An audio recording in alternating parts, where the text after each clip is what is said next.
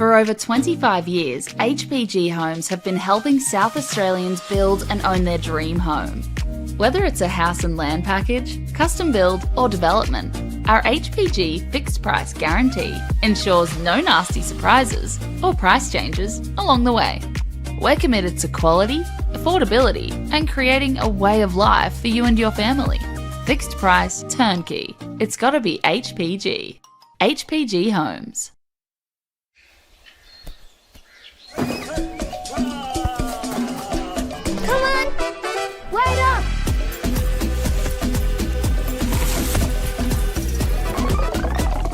Is everyone ready to play?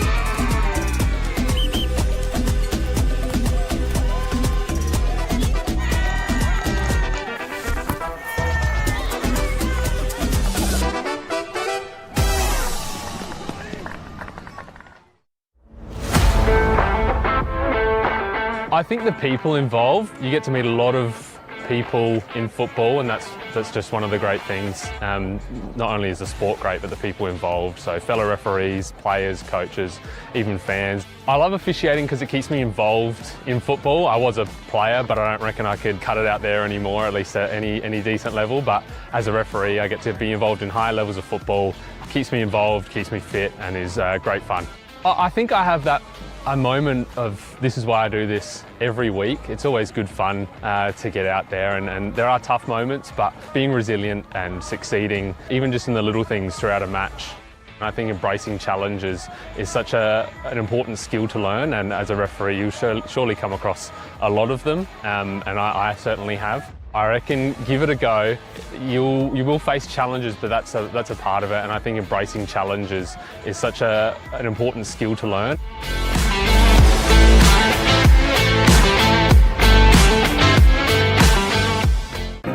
At Service FM, we know every workplace is different. Every challenge is unique. That's why we personalise our services to our customers' different needs across different industries.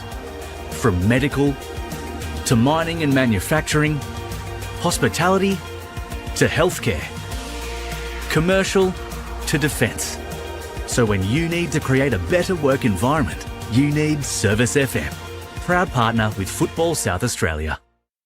Adelaide wakes up with 5AA, David Penberthy and Will Goodings, Tom Wren for sport, Jade Robran on the scene as it happens, Jess Adamson with the news that matters to Adelaide, Breakfast with David and Will, bringing together the names you trust with everything you need to know to start your day. Always live, always local and only on 5AA, always Adelaide.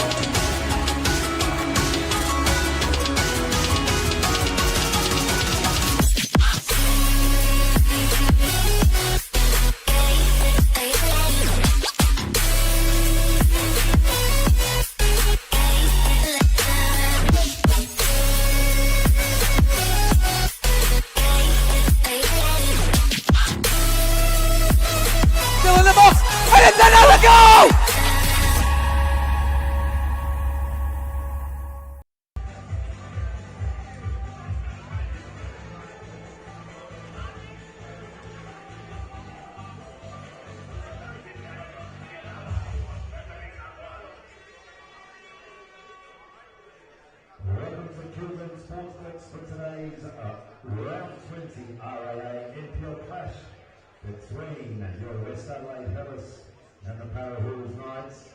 We'll go through the team lineup soon enough. Of course, you'll be out in the park in a couple of moments or minutes.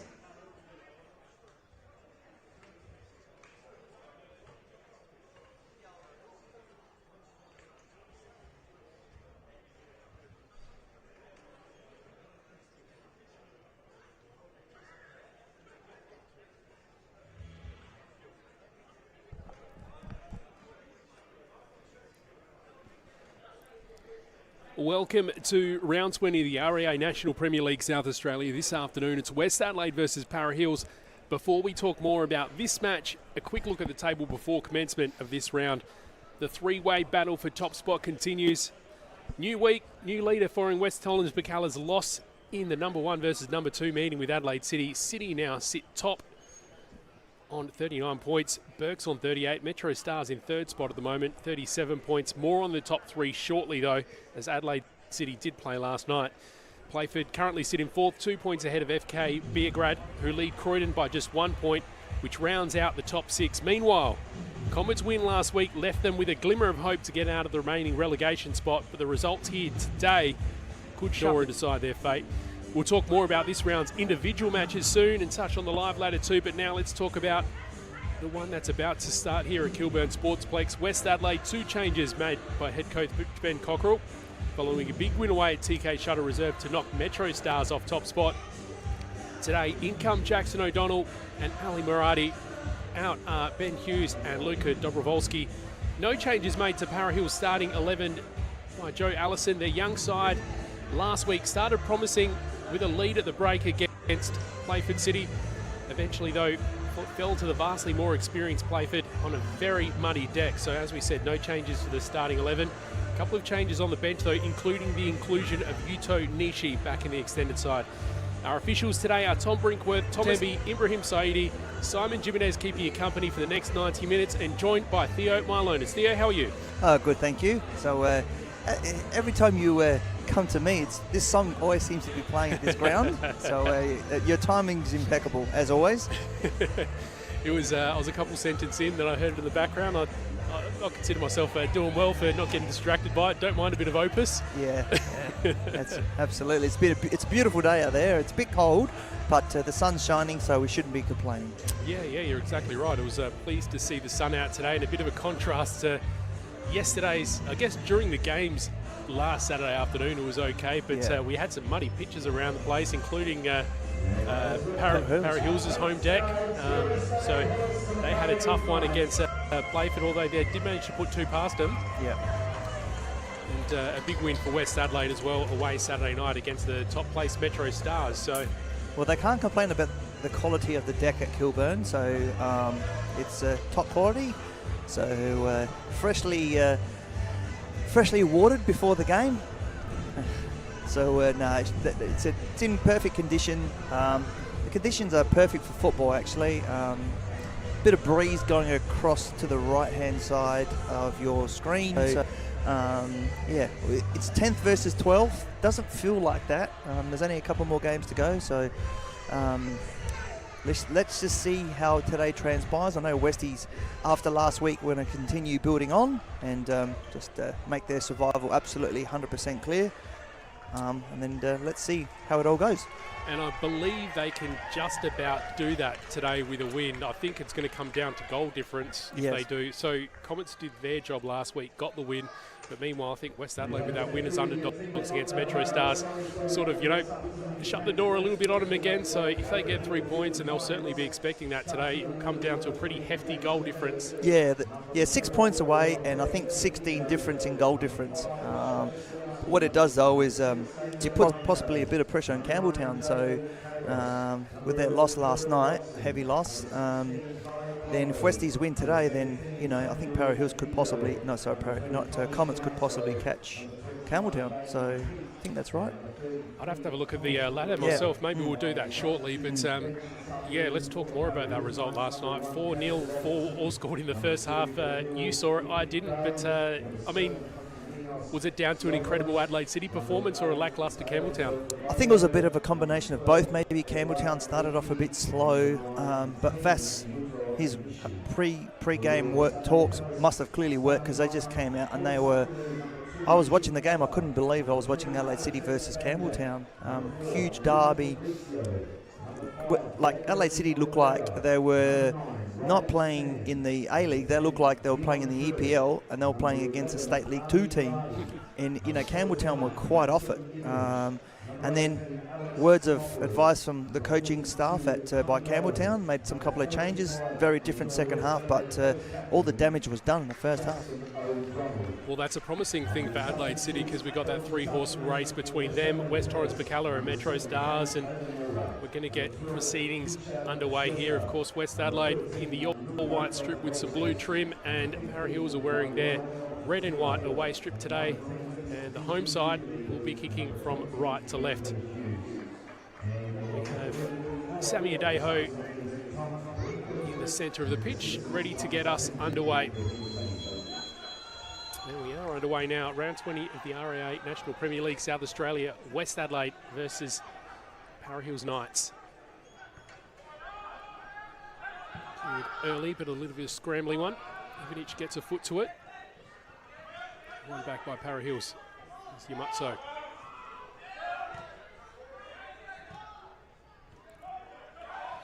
One by Kirk. Plays it on quickly to Stam. Simopoulos was there floating around the middle, but doesn't get to him. And our first foul of the match will go the way of Para Hills.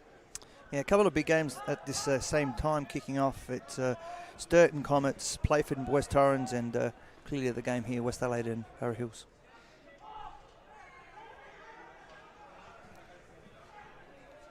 Sent in, and Jackson all scrambles and jumps on it. Yeah, just having a quick look there. So Playford City and West Torrens Bacalla, I think that's one that we're going to be pretty interested to keep an eye on as well, given that West Torrens Bacalla sit in second following Adelaide City's win last night. They are 3 points behind on the live ladder, but again, very early days. That takes into account the point they will get if the current results stay the same. A little bit later tonight, FK Beergrad host Croydon and Metro Stars host Adelaide United Youth. Cross comes in high, and Thomas Di Maria, his second start for Para Hills, claims that and plays on quickly. Here's Yamutso again. Siani. Yeah, so it'll be a bit of a leap of faith by the Para Hills coach to just name an unchanged team. But he backs youth, is probably looking at what he can do for next year, what reinforcements are required. And the boys that are coming in now, stake a place in the first team next year in the first team squad, Some of these individual players for Para Hills, I'm seeing a fair bit of improvement from week to week. Some of them have come from a significantly lower level, like even some of the guys in the starting 11 I've seen playing State League 2 reserve. So big step up, but for them to get this opportunity, it's just massive. It can really help their stock over the off-season.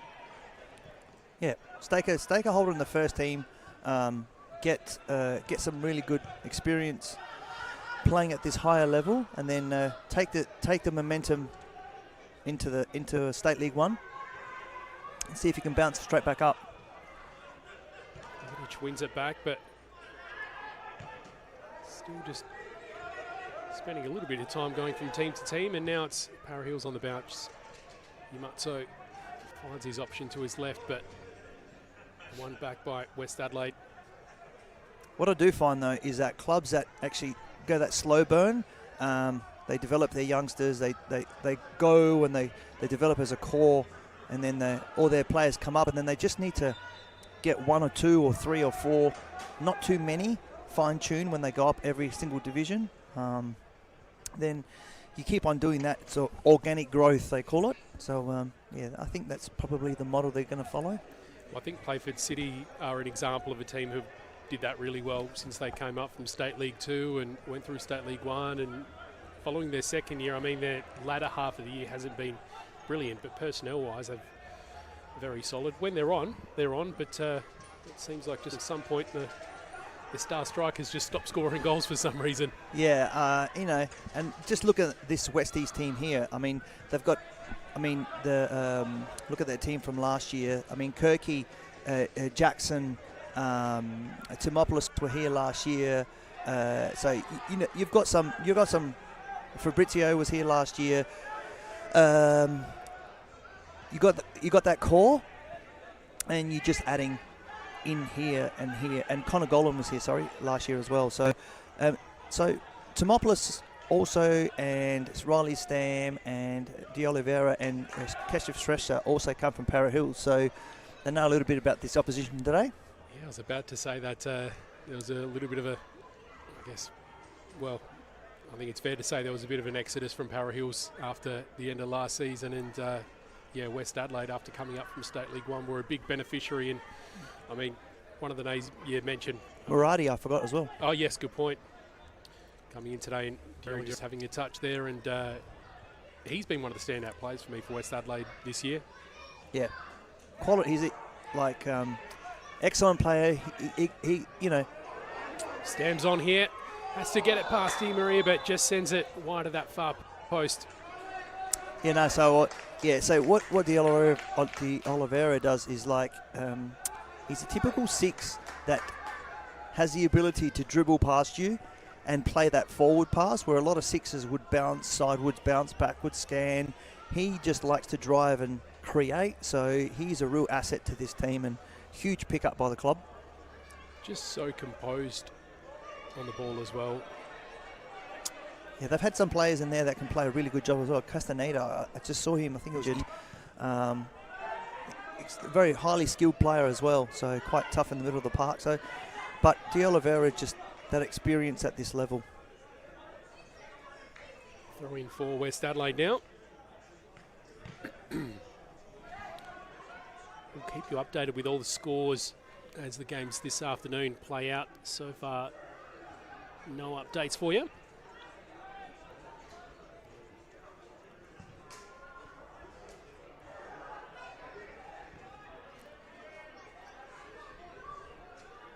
West Adelaide will let that loose ball go.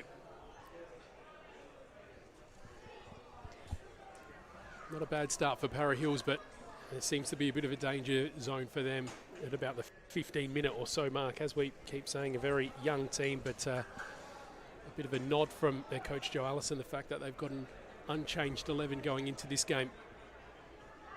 Yeah, and they could sit back in a low block, but they're trying to press. They're trying to get their 9 to press a little bit higher, but you do that, you've got Riley Stam that can cause you extreme grief. You got Maxim Ivanic, who's in goal scoring league, doing really, really well. There's a foul there. Golan goes down courtesy of Jaden Carbos, giving West Adelaide the foul. Speaking of that man, Jaden Carbos wearing the number 9 for Para Hills. He scored a cracker of a goal last week. Did you catch that one? Is that the left foot cracker? That was the one. Running towards the sideline? Yep. Yeah, received it about on the halfway down the pitch and then uncorked it and converted it beautifully. Yeah. It's going to be Diego Dos Santos de Oliveira to send this in. A tall timber front and centre in Riley Stam, Maxim Ivanic floating around as well. And sent goalward. It was Luca Fabrizio that got that final touch to it. So a couple of opportunities early for West Adelaide. Yeah, I think the first one, Riley was offside, and that one was an opportunity. Great save, goalkeeper. And I think when Riley went to put it at the back of the net, he was in an offside position on that second occasion. So, quite positive. Good start for Westies. Like to get one on the back of the net to cement and put Para Hills on the back foot, but let's see how we go.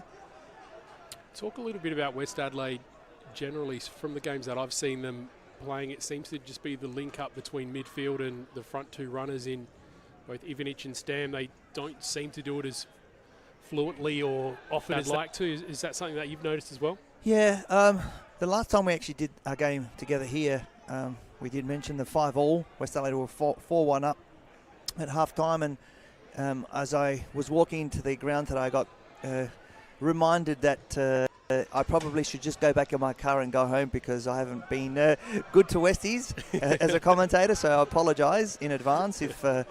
But on their day, literally you can't stop them. That for that half, we were in awe of how good they were, and then they just went down about 5%, and Croydon went up 5%, and that's at this level, 5%, means tragedies in some circumstances. So, effort is very important, but I think execution is also important. And Westies have high quality players on the bench as well. They've built some really good squad players as well. So, taken by Jackson Merritt, wearing the captain's armband for Para Hills this game in the last couple of weeks as well. Throw in will go the way of Para Hills. Yeah, just going back to your point there, just the execution and also consistency. It's been a very close competition this year, it's fair to say, especially the top end of town. But, even that just outside that top six is still very close between the likes of West Adelaide, Campbelltown. On anyone's day, you can get your shock results, including the one last week for West Adelaide getting the win. Yeah, and Westies have been in really good positions against good teams and possibly not just scored the winning goal or drawn when they should have won. So they'll do their season review and they'll think, okay, I think they've had 7 draws for the year. I think someone commentated on the way here. And I just said, well, those 7 draws are 7 points in the bank. It could have been 21, but they're the growings that you grow year on year. Connor Golan has to get past Jaden Carbos, who puts it out for a West Adelaide throw-in.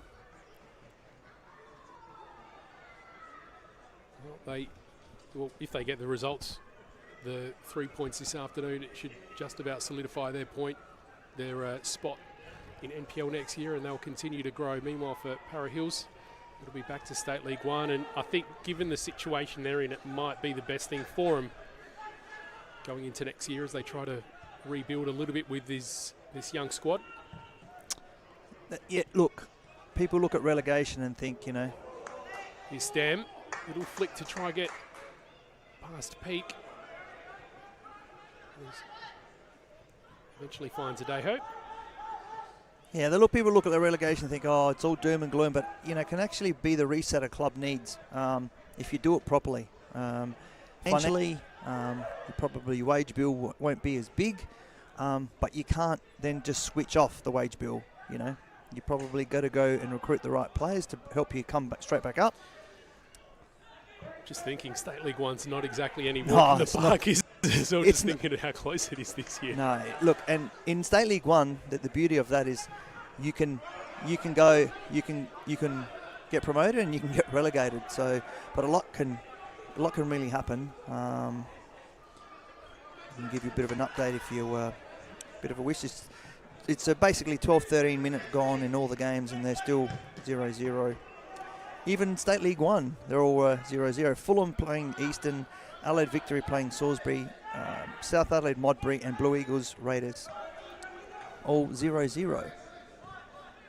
Thank you very much for that. My laptop didn't want to update there, but you were right on top of things. Here's Yamutso. There's Adeho there as an option in the middle. Finds him. Goes back to Adeho. And here's Carbos. Encouraging from Para Hills just to see a little bit of composure as they come forward, as Carbos tries to drive past Colin, does so successfully. Ball's kept in and the cross comes. The whistle does go though. Round 20 of the REA National Premier League South Australia. Chat to a local who backs you and your team. It's better to be a member with REA.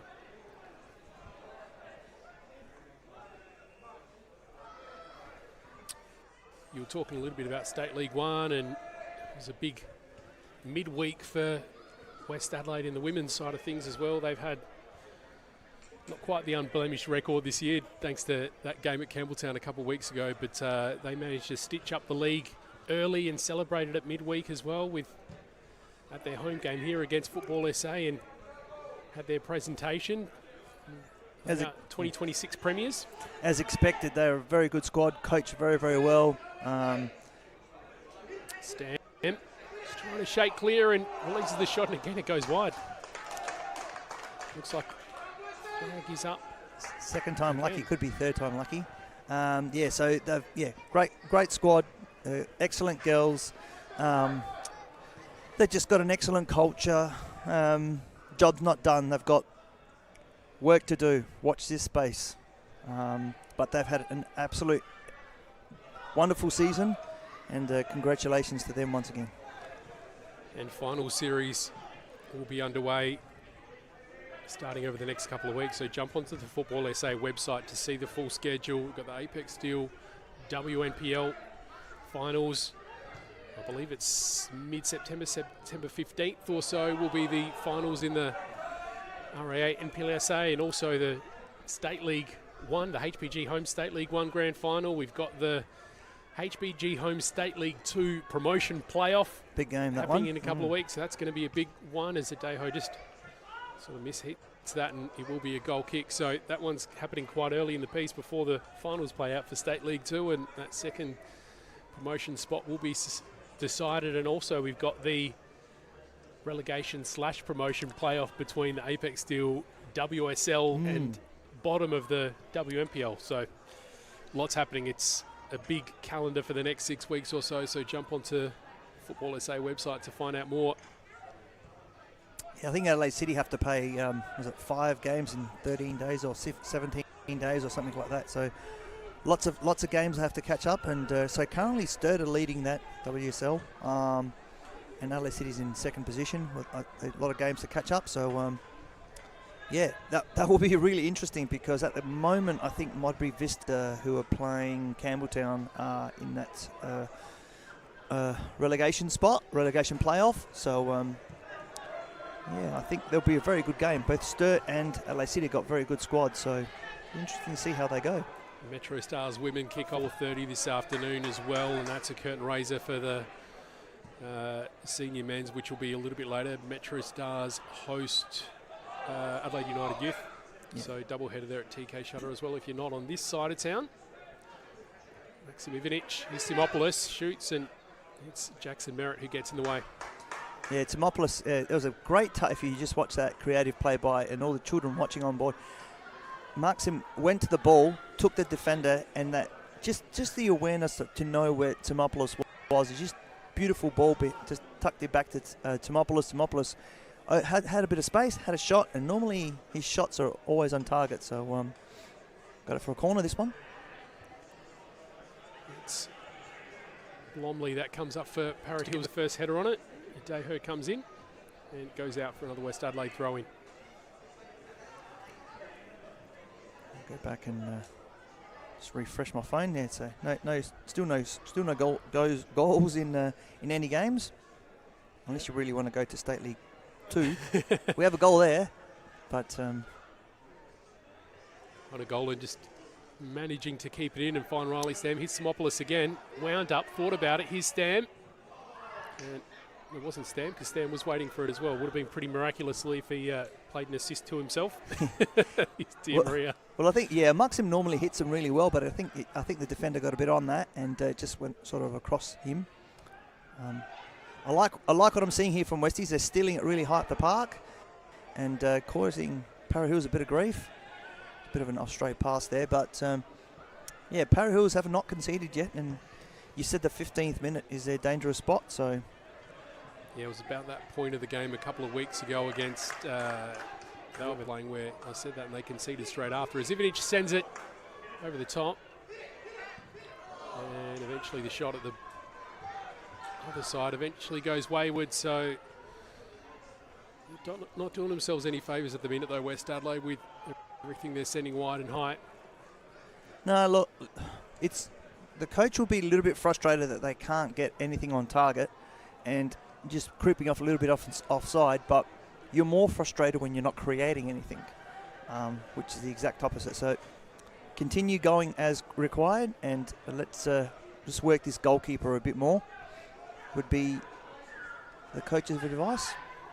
I imagine it'll probably be a similar message from Para Hills as well, just to exercise a little bit of patience, not concede as they have done so readily, I guess, in some of their recent games. As That was a big challenge, and is that Simopoulos that's gone down along the way? The ball's still in play. Ivanic finds De Oliveira. Yeah, I think he's hurt his back in that challenge. Just the way he landed.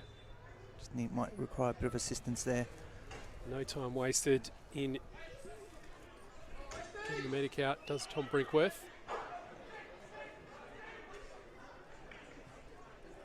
I believe it was Jackson Merritt involved from, or was it Kai Blomley? Anyway, Maxim Ivanic just having a couple words with the Para Hills players, and Tom Brinkworth just tells him to take a hike. Meanwhile, I think it was Simopoulos that came down. Have I got that right? Yeah, it was Simopoulos that came down. Yeah, he chased down a ball that probably shouldn't have got anywhere near of, and he made contact and got a bit of a block on it, and just fell down to the ground in an awkward position. He seems to be moving okay. Hopefully he can come back on. I just think the angle, the way he fell down, could be a bit sore. The back is never a good thing to damage, and you've got to really look after that. Saw a challenge right in front of the commentary position last week at Comets, where Aladdin Irabona went down with a back complaint, and we heard midweek that he's had an injury to his vertebrae, so likely be his season done, which is unfortunate for Comets, especially as they try to fight for this last couple of rounds to stay afloat. But again, West Adelaide have the chance to just about shut the door on that this afternoon if they get 3 points. Going to get back underway. Maybe the little delay just in the stoppage there, I guess, might give Para Hills a chance to just reconfigure and try and get a little bit of momentum back. Yeah, it was good to see that he's back on the park. Well, he'll be back on the park in a second. You don't like to see any injuries, but it's football. Sometimes there are collisions, and sometimes, unfortunately, they can't come back on. But for Alex Simopoulos, he can come back on. Kirk finds Jules Otter. There's Otter again.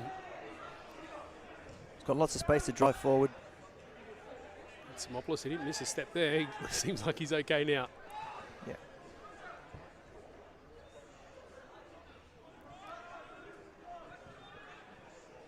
Golan get on the end of this driving pass. He's got Peake there, who he evades, but another player from Para Hills comes into an assist, and eventually Para Hills win it. And now it's them on the rebound. Sammy Adeho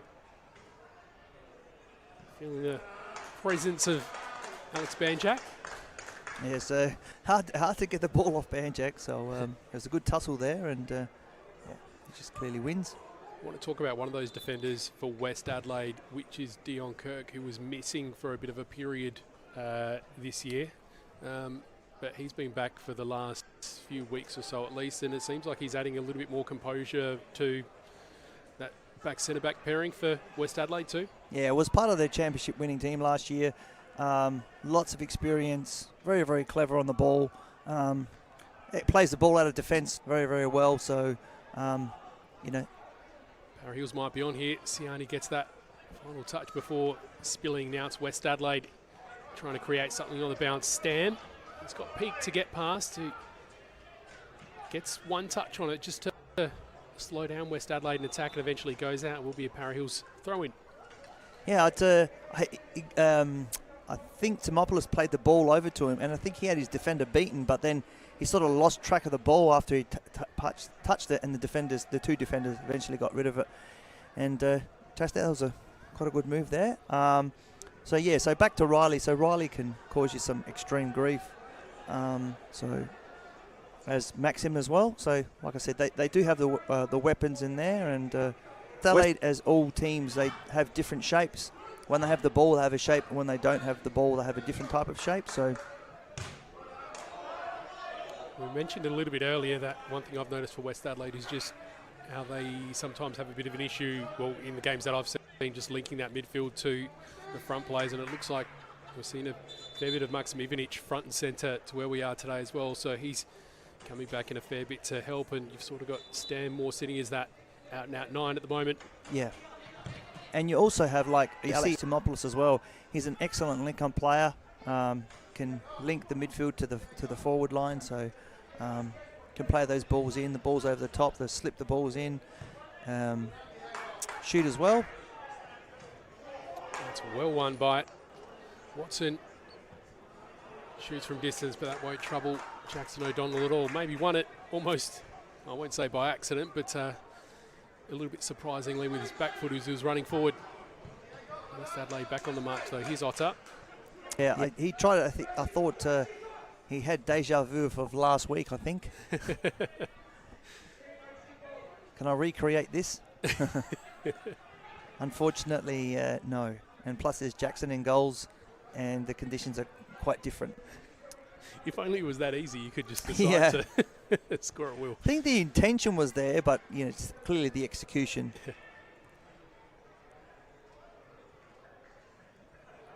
Clever little flick, eventually it lands to... It goes back to Kirk, who finds Otter.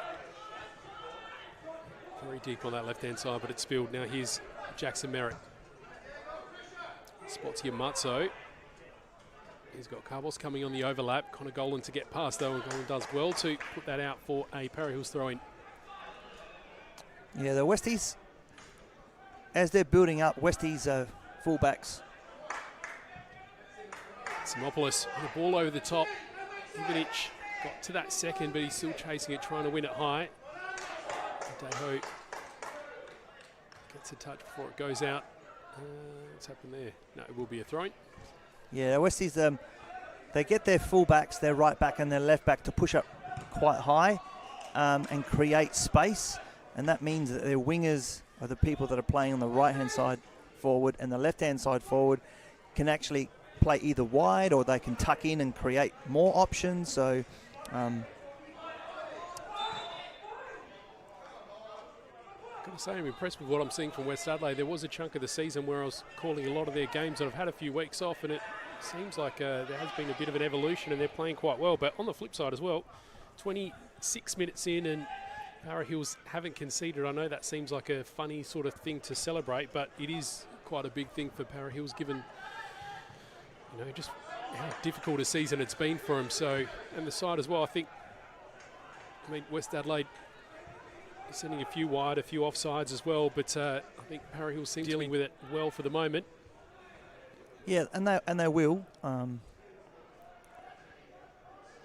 be a chance to cross here. Gets past Carbos and takes a deflection on the way out, and it will be a corner. Yeah, just dangerous right there when Maradi had the ball going right down the right wing. He was just about to deliver a ball across to Maxim and to Riley Stam, but unfortunately gone out for a corner. Stam stood front centre next to the keeper and a couple of players in red, but the header comes from a little bit further away from Maxim Ivanic, and Thomas Di Maria claims that and gets it back into play quickly. So Thomas Di Maria, a player that came across from Mount Barker, taking over for Lachlan Fusco, who was the first choice keeper before getting a bit of an injury. Here's Adejo trying to drive forward, eventually goes down in the box, but it's quickly waved on. Ivanic fighting to win it back, but Para Hills deal with that. Here's Watson, and eventually goes out. Yeah, so when they do get the ball in the forward line, they just, they're not blessed with lots of forward options, lots of forward movements going forward, Para Hills, so they're just sort of sticking to their abilities now and just committing not as many men forward. Only 9 goals scored this year for Para Hills compared to 91 conceded, so I mean that pretty clearly says what the seasons look like from their point of view. But interestingly, they do have 1 point. Their sole point that they've claimed was against West Adelaide. Yeah, at the paddocks, clearly. I think Riley Stam probably close. Was it close to the goal of the week that week? It was a nice chip over the keeper, I think. Can tell you it was in the 16th minute. So, yeah. And in the 62nd, it was Mark Ulage that equalised for Para Hills. So the captain Mark Ulage, I understand, is away at the moment. So this will be about the third round that he's missed. So that was back in round 9, May 9th. Sent forward. Merritt there gets ahead to it, but he's got to get there ahead of Otter. He deals with. Will this stay in? No, it won't. It will be another West Adelaide goal kick. Traditionally, Para Hills are very, very hard to play there at the paddocks. It is quite a unique ground on grass, and most of the pitches these days are artificial. So players are used to a really clear bounce, same bounce, but playing on undulating surfaces, quite muddy surfaces. Sometimes players don't even have the correct footwear to play on that. So, yeah, that's a conversation that we've had before. But to your point, one of the other teams that, well, initially they claimed a point. Let's go back to this. Actually, is it's cleared. It goes out. Will be thrown. Yeah. So the result officially was a 3-0 defeat from West Torrens Bacala. That was due to an ineligible player being fielded for Para Hills on that game, but the actual result on the day was a draw against Berks, who of course are currently sitting in second. They're a great example of a team who have been so solid at home on artificial, but seems to just struggle a little bit away on those grass pitches, including Adelaide City last week away. Playford, another example of a ground that is a little bit of a difficult one to travel to, just the big grass pitch. That's a little bit of a different feel from the likes of this, Regency Park, TK Shuttle Reserve. Yeah, well, you find the grass pitches aren't as quick. Clear the grass, the pile of the height of the grass sometimes could be left a bit high, especially in pre-season, so it does take a little bit more out of you. The ball doesn't move as quick. So all these things that, I'm sounding like I'm making up a lot of reasons, but, to a footballer that's used to playing a certain way on a certain pitch and has something different thrown in front of them, it takes a little bit of time to adjust, and sometimes that adjustment is all that a team needs. De Oliveira, he has a Para Hills player come in, but they managed to keep it as the cross comes in, and Golan ends up on the end of a loose ball. May get a second chance at the cross. Ivanic came up to try claim it. Stam has a go. Not completely out of danger yet. Looks like Thomas Yamazzo somewhere along the line's being collected, and eventually a cross ends up over the crossbar. Yeah, it's a good build-up once again there by Westies. Like I said, it's just the final ball, the final shot, the final execution.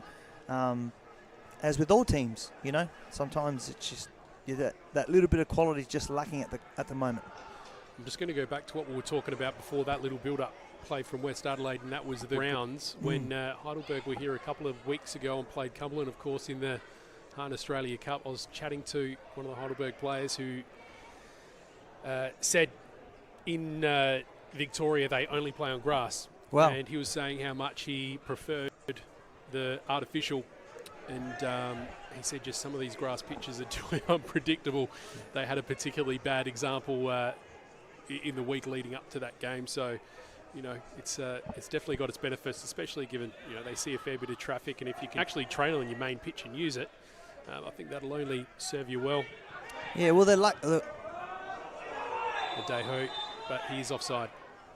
Yeah, Heidelberg can thank Football SA, who have helped a lot of clubs, a lot of local councils, federal government, to really lift the quality of the grounds. A lot of people do complain about the artificial pitches, but I think you need a balance. I do love the grass pitches, and I do love them as a player, but I think being able, like you said, to train, theoretically all year round,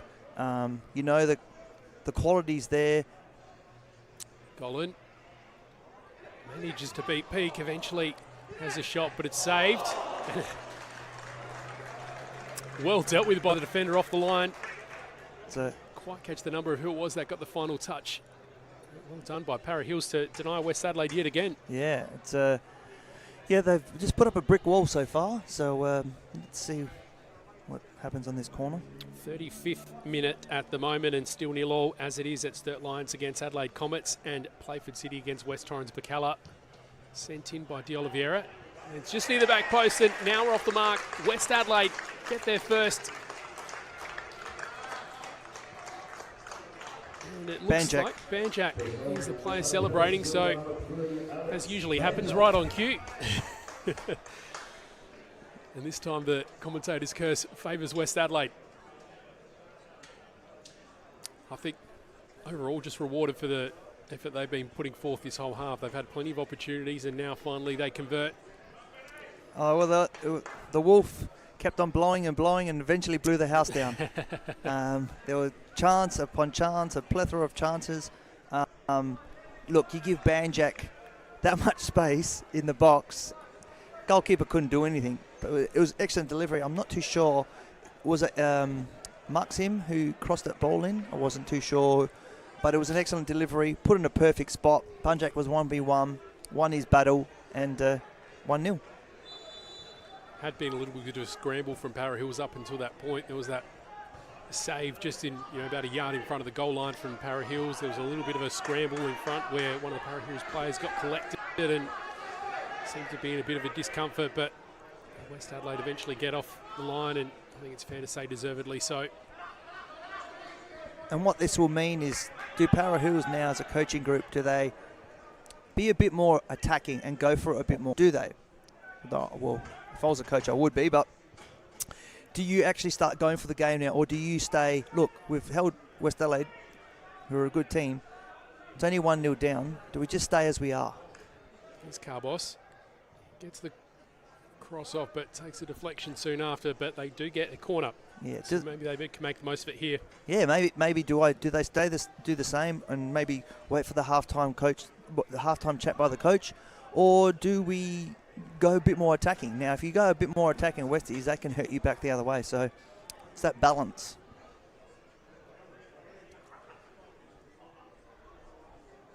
Sentin lands just shy of the front post, and it's cleared thanks to a header from Maksimovic. Oliveira gives chase, but Bromley manages to keep it. Goes back to Siani. He's got Stam stalking him. Manages to leave him in his wake. It does seem like they have a little bit more attacking intent, but now it's West Adelaide coming forward. Here's Stam. Wasn't the best ball to him, to be fair, and eventually it spilled to Para Hills. Just to go back to your point about the attacking, I think we saw maybe the first 15 minutes or so were a little bit more positive from Para Hills, but I think one of the tricky things about defending, and we'll actually come back to it, as Siani goes to ground and win a free kick just outside. Just to finish that thought, given how much Para Hills are conceded, I think it's probably a pattern that you end up just defending. So, it's just a bit of a challenge for Joe Allison to think, we're playing better. We're just remember to attack. Don't just sit back and absorb pressure like we've been made to do for so much of this season. We'll just squeeze that move back then. Just rewind that back 3 minutes. West Adelaide on the counter-attack. Timopoulos got the ball after West Adelaide won it in the middle of the park. Straight away, he got his head up. Bang! He played in Riley. Maxim and Riley were running at the same thing. Beautiful combination there, but then Riley's pass was just a little bit too loose where he could have had a shot. If he had a shot, could have been 2-0. Para Hills go back the other way now. Got a dangerous free kick in a dangerous situation. So Riley will be begging and hoping that nothing happens. This is a free kick. Siani will send it in straight into that four-man wall, and they'll let that go out for a throw-in. Thomas Matzo is going to be the one to take it for Para Hills. Here's Sammy Adejo. Just kept in, but eventually cleared from West Adelaide. Not completely out of danger. Slightly misjudged by Kai Blomley on the way in. Siani managed to send it back towards Jackson O'Donnell.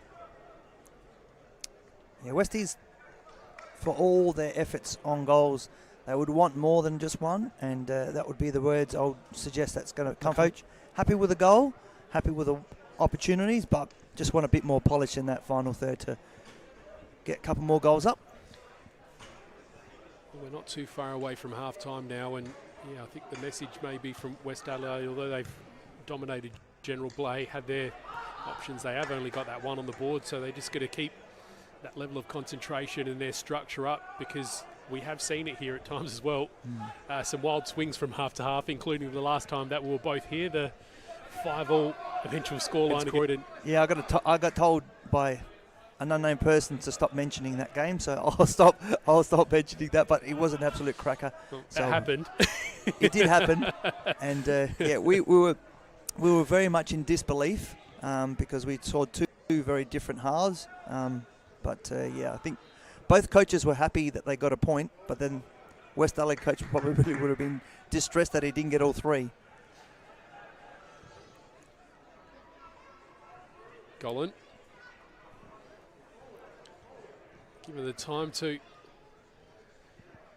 find De Oliveira. There's Dion Kirk again. Goes central to Stam. A little bit loose with his touch and eventually has to work to win it back. Now they may have a chance again. Here's Murati. Shakes the defender and finds Simopoulos. Maybe waited a little bit too long to get the shot off in the end. They do keep possession, those. De Oliveira finds Banjak.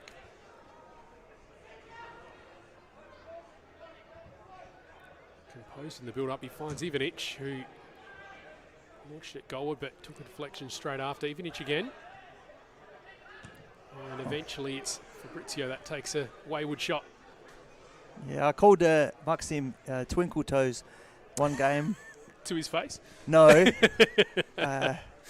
Quite imposing. He'll give me a Belgrade a punch in the face. So, no. His feet in small, tight, just amazes me. He's just excellent to watch in those small, tight spaces. Yeah. From what I hear as well, he covers a pretty amazing bit of ground as well. Like, he's one of the hardest working players in terms of running, which, you know, for a player of his stature, you could probably get away with being a lazy number 9, but he's certainly not that. Well, I've actually been, I can't say that, I mean, he probably didn't get the minutes at Belgrade that he has at Westies, but I've been very impressed with him. Both Riley and Maxim, I think they've been excellent pickups, and West Adelaide have found a style and a system that can fit them both in and make them happy. So I think they've flourished. I'll be curious to see if they're at West Adelaide next year, just because the sort of players that might be headhunted. Possibly, you never know. You never know. You'd think that the West Adelaide would be looking after them. Adeho with a chance now. Launches it. Jackson O'Donnell stretches to deny him. And that's a little bit better from Para Hills. An unlikely Adeho brother going forward. Yeah, as he went forward and he's striving forward, he had his head up, and you know, if that was a typical striker, they would have went straight towards goals, take a couple more touches, but he was like a bit hesitant. He had his head up, he wanted to pass the ball across. So, but yeah, good move there by Para Hills. Damon Peake just lurking at the edge of the 6-yard box, and in the end it looked like it was destined for his direction, but ends up going out for a goal kick.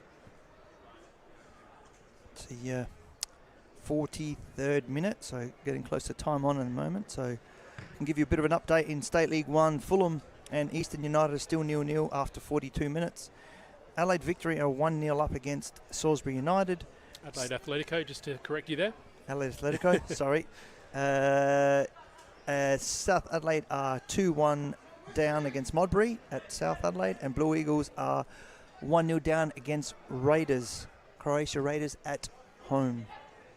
Still no score in NPL, so we're quite fortunate. So tune into our game because there's goals in our game. Or at least one. Yamazzo. There's Semi Adeho. Eventually sent into the 18-yard box looking for Siani, but West Adelaide deal with it. Now Stan will try shake past Peake. They did well to get numbers back, and Blomley assists to win it back for Para Hills. Damon Peake's one of the players that have come to Para Hills, and he's impressed me, to be honest, with what he's done. I think he came from Port Adelaide Pirates. Yeah, as a lot of players did. They came along with Joe Allison, and one of those players that's had a bit of a task ahead of him to sort of cement his spot in this side and impress. But yeah, he's doing the job, especially. He's had a few one-on-ones against Riley Stam this afternoon. He's looked quite composed. Riley is quite physical, so you have to bring your A game. West Adelaide charging forward now. Won't get that cross off cleanly, but they will get another opportunity from a corner. Yeah, Otter and Golan have got a lot of joy down that right-hand side. exploited the Para Hills left-hand side quite often today. I'm actually looking forward to the second half because we'll get a bit of a closer look at them on this near side. It's been hard to sort of tell them apart at times, to be honest, overlapping each other, but making plenty of opportunities on that side. Sent in, it's all red waiting in the middle. Adeho heads it into the path of his teammate, who's fouled by Golan. Gets a yellow card as well. I think the difference is that Connor puts his socks up a bit higher and his shorts are a bit lower. And Otta, they got similar hairstyles. We can't see from here. You can. Yeah, there's just a lot of black hair down that side. That's a good call out as well. Sock length, that's what we're looking for. Yeah, the sock length of Otta is a bit shorter.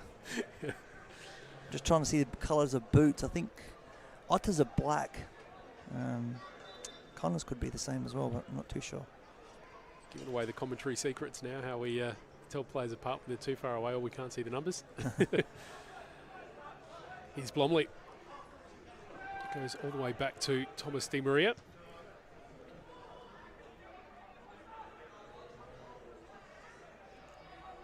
Once again, position one.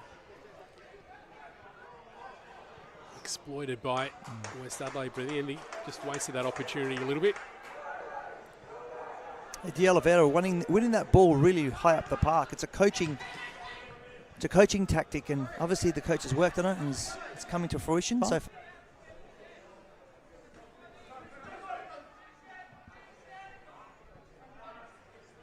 just a little bit loose with the throw-in, but eventually Siani finds himself on the end of it.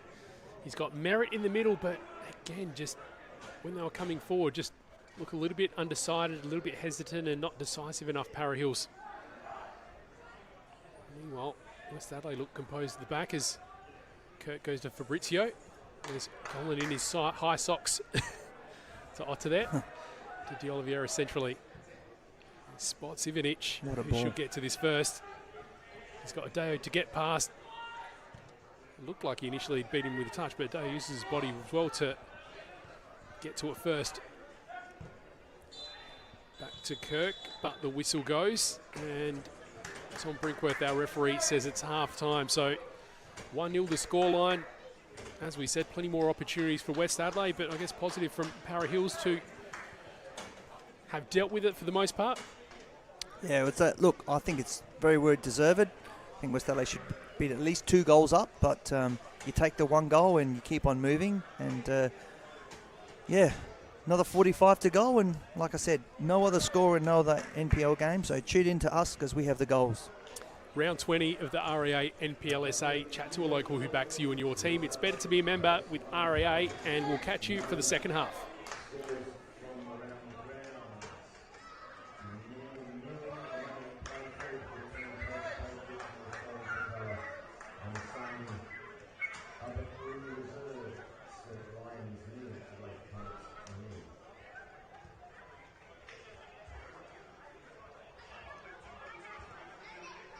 In the statement one, half-back line, although the 33 one, the leading sort of bringing on from Neil, the new Friday Raiders with 1, Dylan Easton and I will lock that Neil, while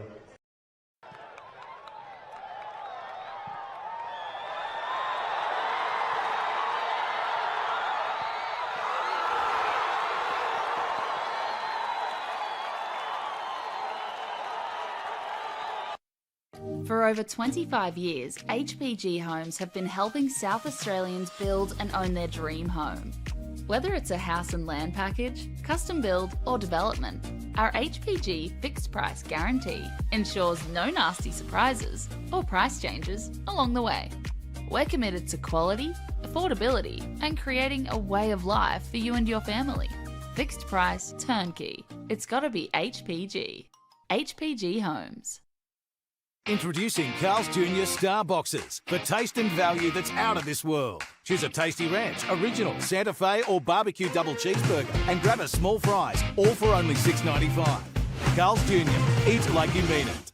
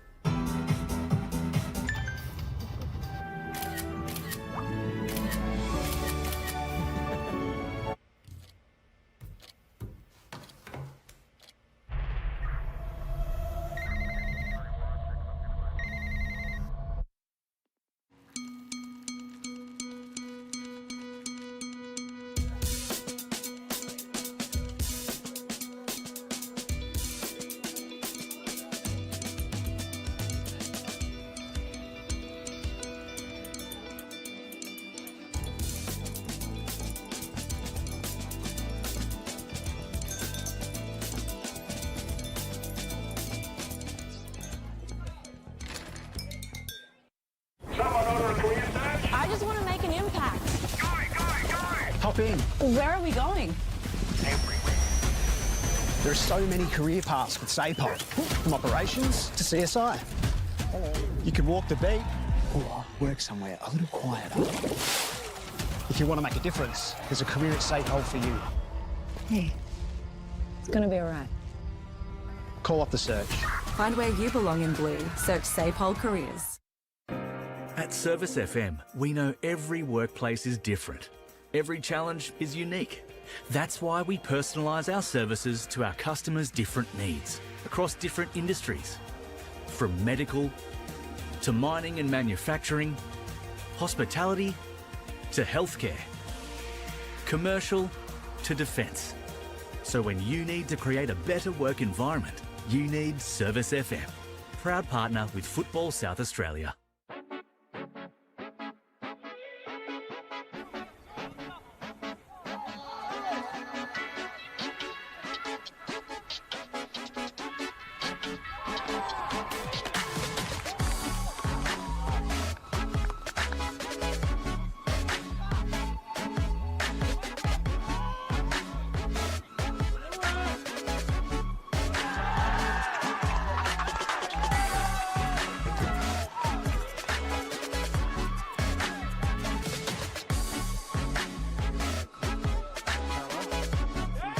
And that's in!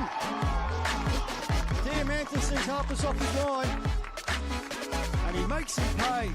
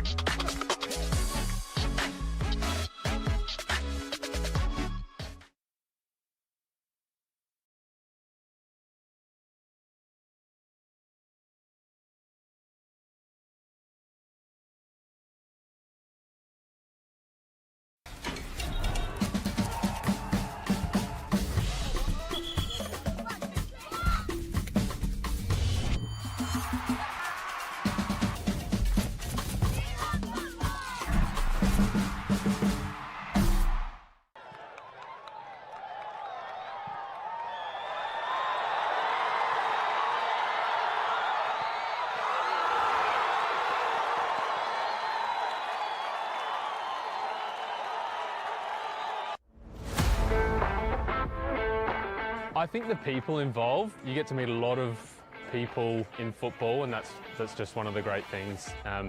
Not only is the sport great, but the people involved. So fellow referees, players, coaches, even fans. I love officiating because it keeps me involved in football. I was a player, but I don't reckon I could cut it out there anymore, at least at any decent level. But as a referee, I get to be involved in high levels of football. Keeps me involved, keeps me fit, and is great fun. I think I have a moment of this is why I do this every week. It's always good fun to get out there, and there are tough moments, but being resilient and succeeding, even just in the little things throughout a match. I think embracing challenges is such an important skill to learn, and as a referee you'll surely come across a lot of them, and I certainly have. I reckon give it a go. You will face challenges, but that's a part of it, and I think embracing challenges is such an important skill to learn.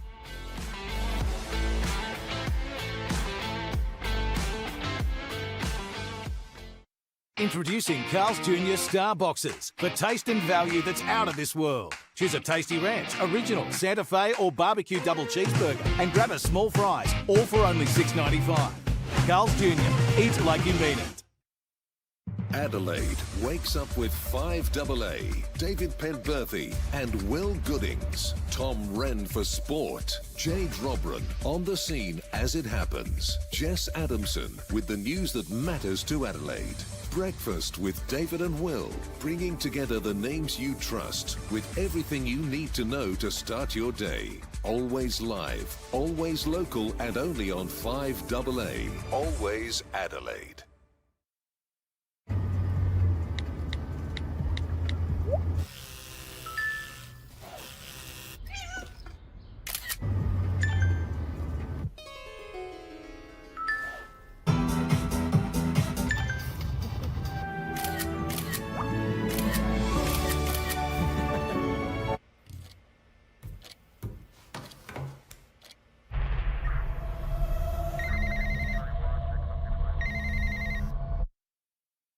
For over 25 years, HPG Homes have been helping South Australians build and own their dream home.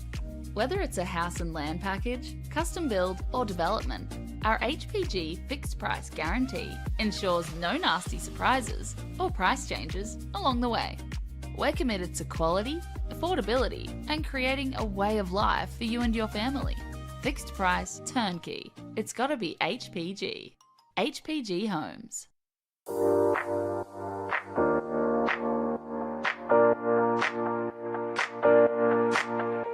So the Youth Club Championship, we've designed a structure where the under 13s, under 14s, under 15s and 16s all compete together as one club. They'll play at the same venue, they'll play one after each other. It allows the technical director to be at the venue to help educate and look after the coaches, and also there's a focus on player development. Players are now knowing where they are at and the pathway to follow each year. If they continue with the YCC, they should be in a position where they can go into senior football. It's a lot clearer around the steps they need to take to keep tracking as a player. We've created an additional YCC training session or seminar night. All the players involved had the opportunity to do an extra additional skills session development plan, and we had Adrian Stanter coming in to talk about how to become a more professional player from a younger age. The fact that as a club we are investing heavily in the juniors to ensure that we're putting those tools in place that the YCC is wanting from us, that's certainly bringing around some benefits to the club and to junior development across the board. Everyone's trying to obtain points for their club, but also with a strong focus on how do we create a competition where players can play against like players. The one thing I have noticed is it's been a bit more focused on getting the balance right. So, trying to keep the best teams playing against each other throughout the entire year and not having this big disparity between one team or another, one club or another. So what it has allowed us to do is have quality games every week, which has benefited the competition and given the girls a chance to sort of understand what it's like to play at that elite level. While development is a good focus, the YCC does bring out the aspect of results as well, which helps find that balance for players to transition to senior football. So I think with the YCC structure now in place, there's become a better level. And with a better level, there's been higher intensity within our sessions, and that's allowed for greater development in terms of a player, technically, tactically, and that's given them the best chance to keep improving their game. Yeah, look, I think there's certainly brought around a lot of excitement to the club on YCC Day. The club's buzzing, a lot of the parents and players really enjoy seeing the kids play and what is really now an elite pathway in junior football in our state. Something that resonated with me right on the onset was about connecting a budding footballer with the right coach with the right club, and the right club being part of the right football environment. So the YCC tells me that this has been a fantastic implementation by Football South Australia.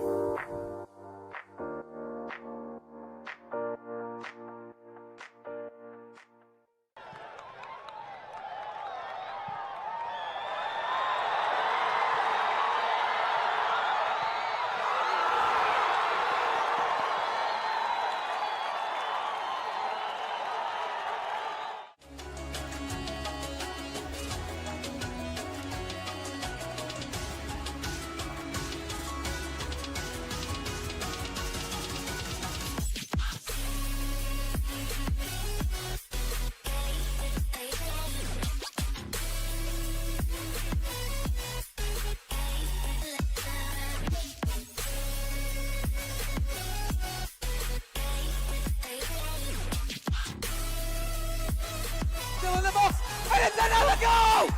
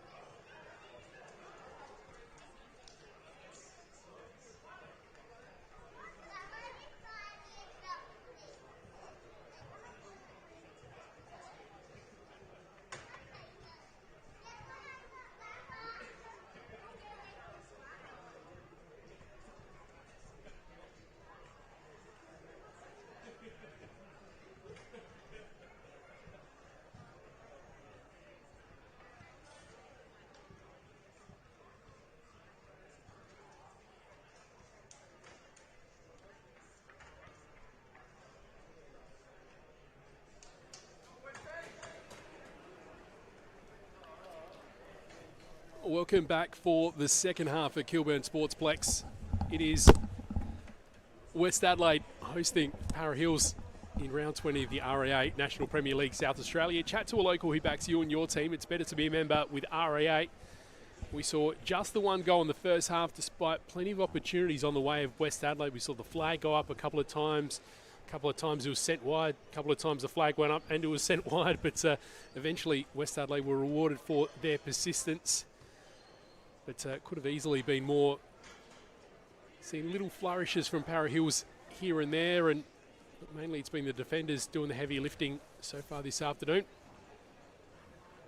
Find out soon what the second half brings. Simon Jimenez on the call. Theo Marlonis joins me today. Yeah, well, Para Hills haven't seemed to have made any changes, so coach has probably just made a slight adjustment, probably maybe not as defensive, and I think Westie's coach would have said, job not done, let's go get a couple more goals that we've deserved, and let's just put the game to bed. Let's finish the job. As they're lined up at the moment, is that potentially no, I think there's just a couple of defenders stacked in front of each other. I was almost going to say, have they changed to a 3 at the back, but looks like they're just spreading out to the 4 now. That'd, as much as even if they're going to go a little bit more offensive, it'd surprise me if they went 3 at the back for the second half. Well, Westies would love that. Back underway as it's bombed forward by Diego dos Santos de Oliveira. Of course, we've got offside position. Para Hills are wearing their red away kit today, and West Adelaide in all white are kicking from left to right. We had no goals in the other NPL affairs this afternoon, and I can tell you there was just one game last night. Thank you, Theo, for showing me your screen. The match at Sturt has been abandoned between Comets. That's one we'll try to get you a little bit of information on. I wonder what that could be. I hope it isn't abandoned because of an injury. Sometimes if there's a prolonged injury in the middle of the park, I'm not too sure. We'll send some SOS, try to get some notes out there. I'm seeing a couple of messages, but no answers as of yet there. We've seen a couple of games abandoned due to weather this year and lighting issues. It's certainly going to be neither of those on a sunny Saturday afternoon. But if it is because of an injury, that's the worst case scenario. But again, we'll get you a little bit of an update as one comes available to us. Excellent footwork. Delivery again. Bombed forward by Peak, goes over the top of Adeho to Dion Kirk. There's De Oliveira who finds Otta. De Oliveira again, like Simopoulos was the intended target, but maybe just misjudged that ball coming in. One of the things we said leading up to the half was we'd be curious to watch that combination of Golden and Otta, and here is Otta on the ball, just trying to release the cross, eventually does, and it's a loose ball that's spilled to Thomas Di Maria, who's got the hat out. He's sunner in his eyes for the second half. Yeah, dangerous run there by Otta. Got the ball in a really dangerous spot. No, Westies boys were attacking it.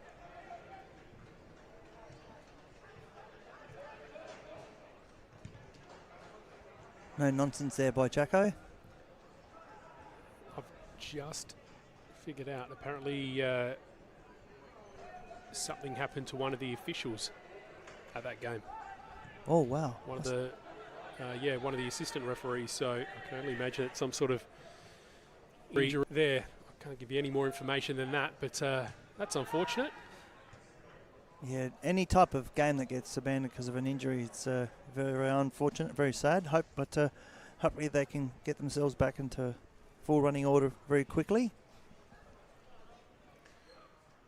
Of course, for Comets, they were hunting for the win just to keep the pressure on West Adelaide, because of course they'd be keenly watching the result of this game, just because West Adelaide with a win would just put it out of touch due to goal difference basically, and essentially decide the fate of Adelaide Comets, their relegation fate.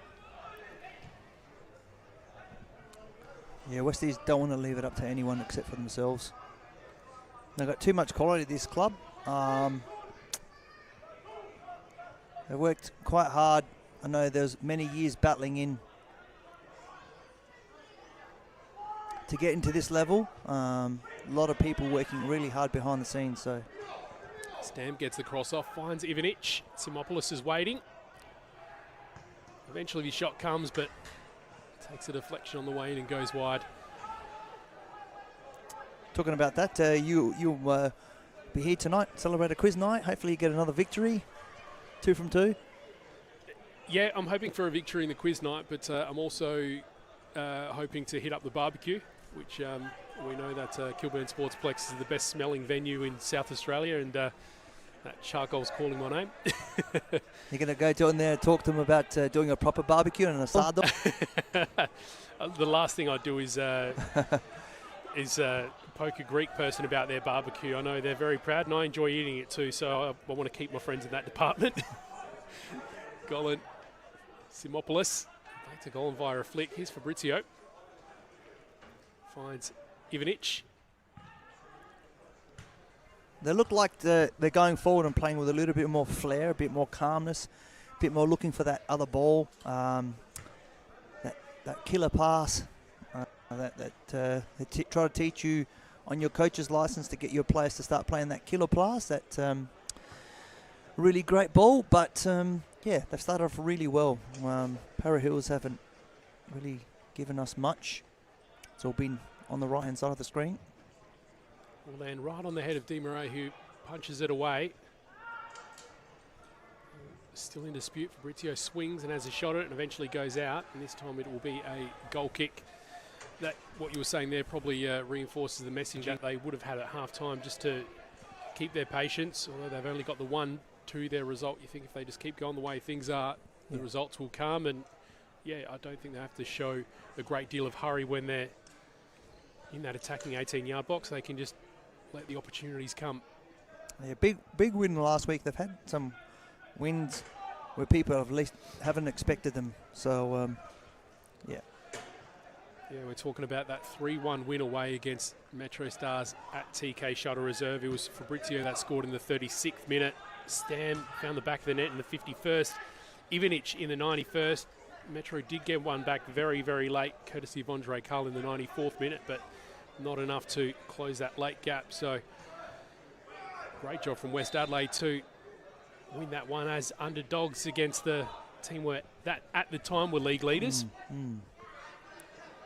It changed now with Adelaide City, big win last night, and they're clearly on top at the moment. Huge win, 4-0 against Campbelltown, and of course Berks are playing at the moment as well. I'm not sure if you've still 0-0. Yep. Go. We've seen a couple of quiet affairs when Berks have been involved. And of course they're playing at Playford away, and that can be a little bit of a challenging trip, even for top sides. We saw Metro play there a couple of weeks ago. But that race of the top 3 very much still on, and I guess even Playford just trying to reverse their fortunes a little bit. They had the win last week, but they did have a bit of a slide down the ladder at one point. But currently the top 6 looks like Adelaide City up the top, sitting pretty on 42 points. West Torrens Bacalla have 38, but the way things are going, they'll look to claim 1 if that halftime score holds.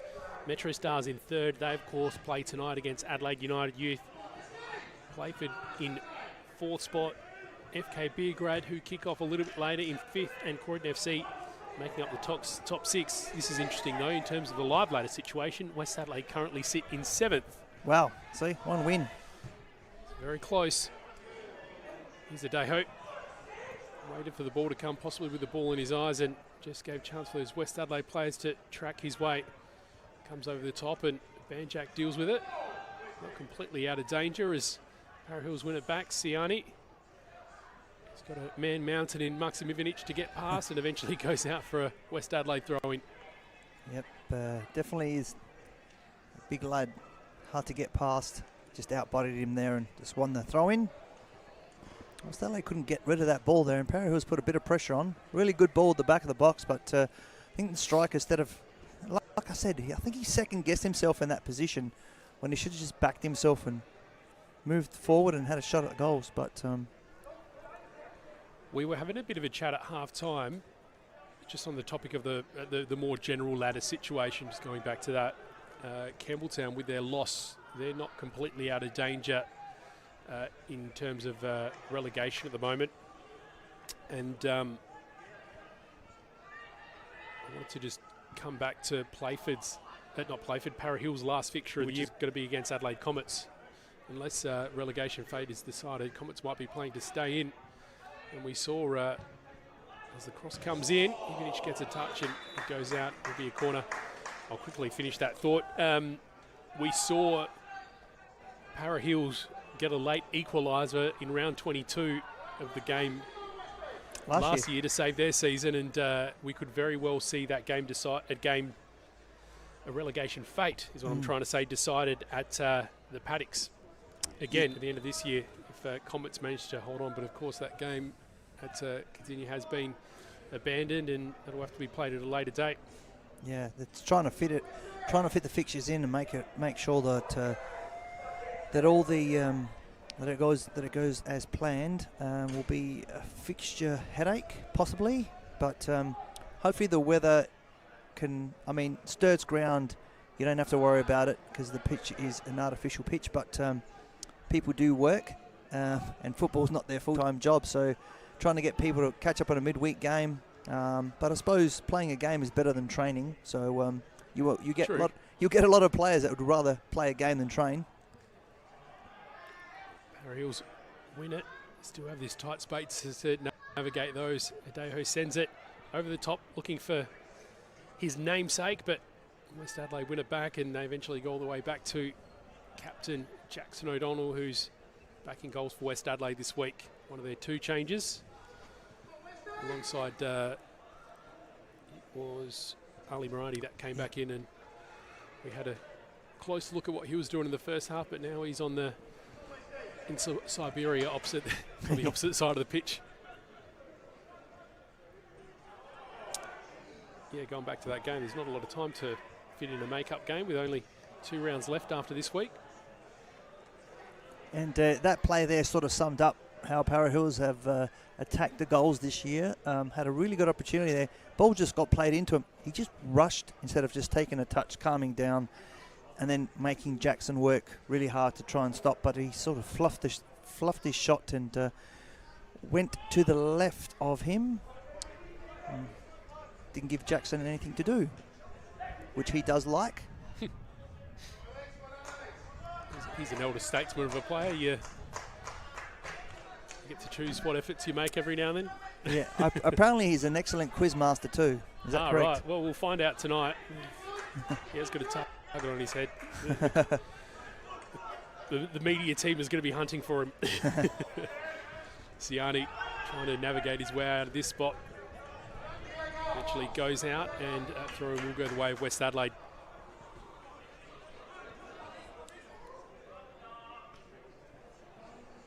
But yeah, the wonderful. We also talked about the when you come to Kilburn, as with some particular game, especially the Cobras in State League 1.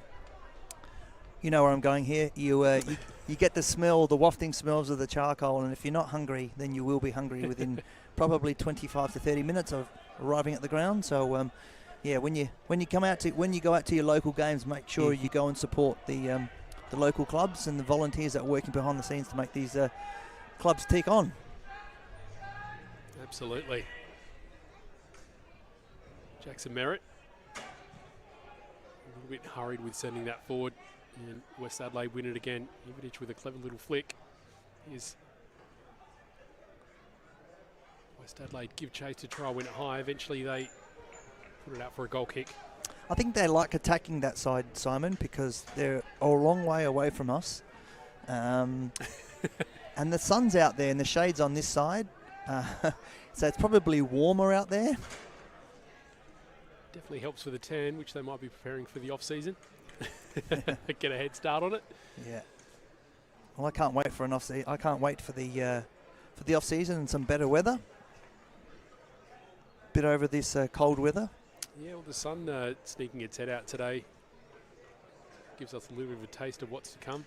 I mean, we'll be looking for the opposite thing when we get those 40-degree days, and they're no fun.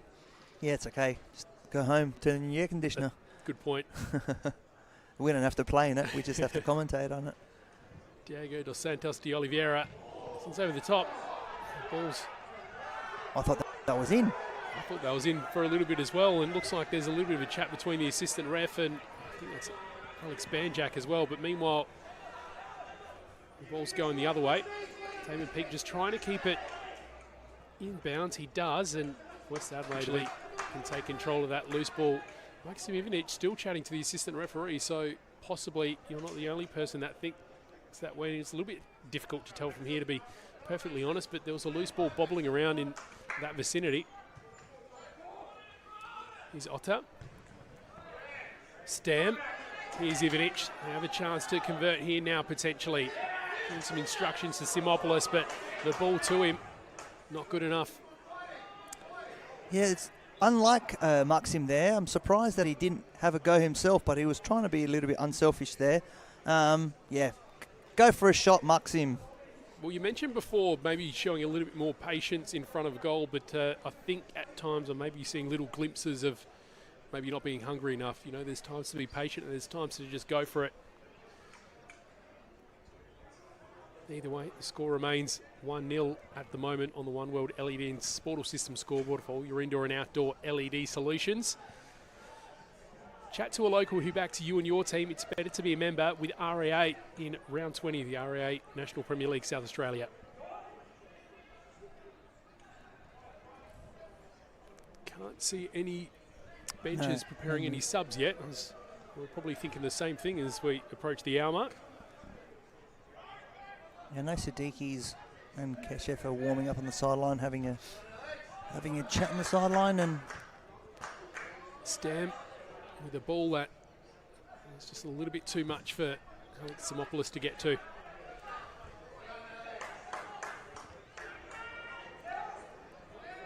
Here's Simopoulos again.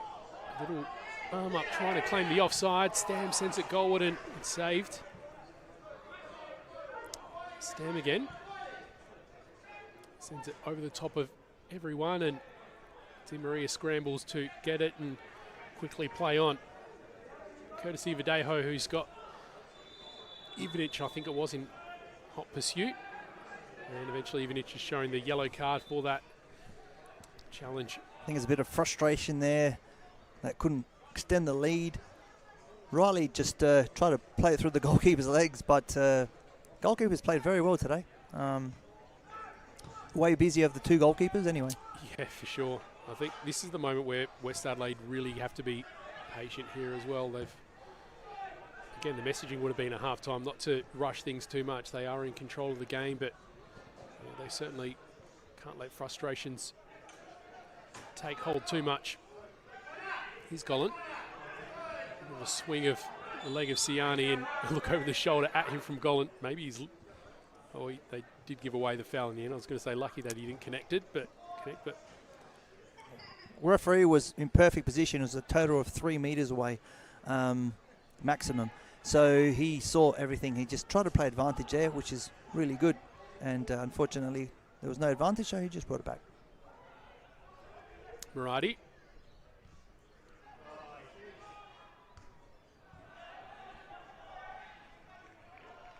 The throw-in will go the way of West Adelaide.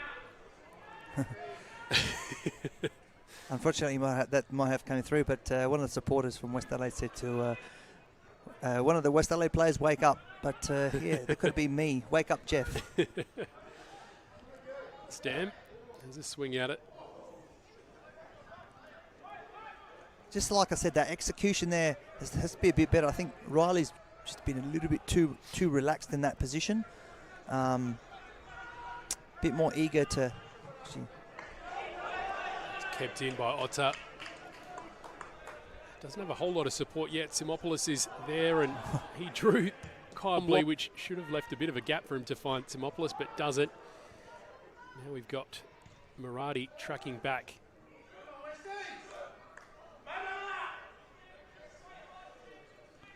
Maybe a little bit of frustration with the crowd, I think it's fair to say.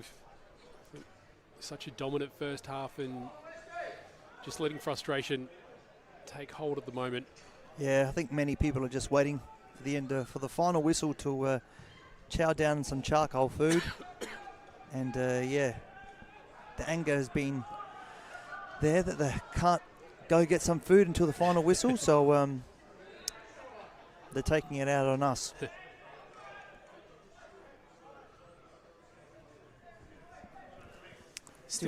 Yeah, read my mind. Still 0-0 at Playford and West Torrens Bacalla. Actually, I might get you to confirm that because I've just realised my screen hasn't updated. Yes, still after 63 minutes, it's still 0-0. And the game has been abandoned between Sturt Lions and Comets. I think it was at half time. They didn't start the second half, or they may have, but yeah. I know the clock was still going very close up to half time as well, so I think you're right. Gollan. Banjak. He sends the cross in. Stan with a little flick trying to find Simopoulos. Throws his head back there, Stan. Maybe indicative of a bit of a frustrating 60 minutes so far for him. Gollan finds Fabrizio. Gollan may get another crack. With Simopoulos. Turns around. Looks up. Takes the shot. And it goes high. Yeah, Alex Simopoulos doesn't need warnings. He'll just have a shot. He loves having a shot. Looks like he's committed a lot higher in this second half. Simopoulos as well. Especially, we did say in the first half that Maxim Ivanic is sort of going back into midfield to assist and just give Simopoulos a bit more freedom to float forward. Watson. Eventually the ball spills and he's pointed to the penalty spot. Tom Brinkworth. Wow. Wow, I at the first thought I thought it was outside the box by about a metre. Wasn't too sure. Yeah, I lost my bearings a little bit in the lead up there too, but we said West Adelaide just got to be really careful not to lose their composure, and that 1-0 lead not quite enough to feel comfortable. And now we find Para Hills with a penalty, and wouldn't this be huge if they could equalise at this stage? Jackson O'Donnell making his way to the line. Is that Watson that's going to take the pen?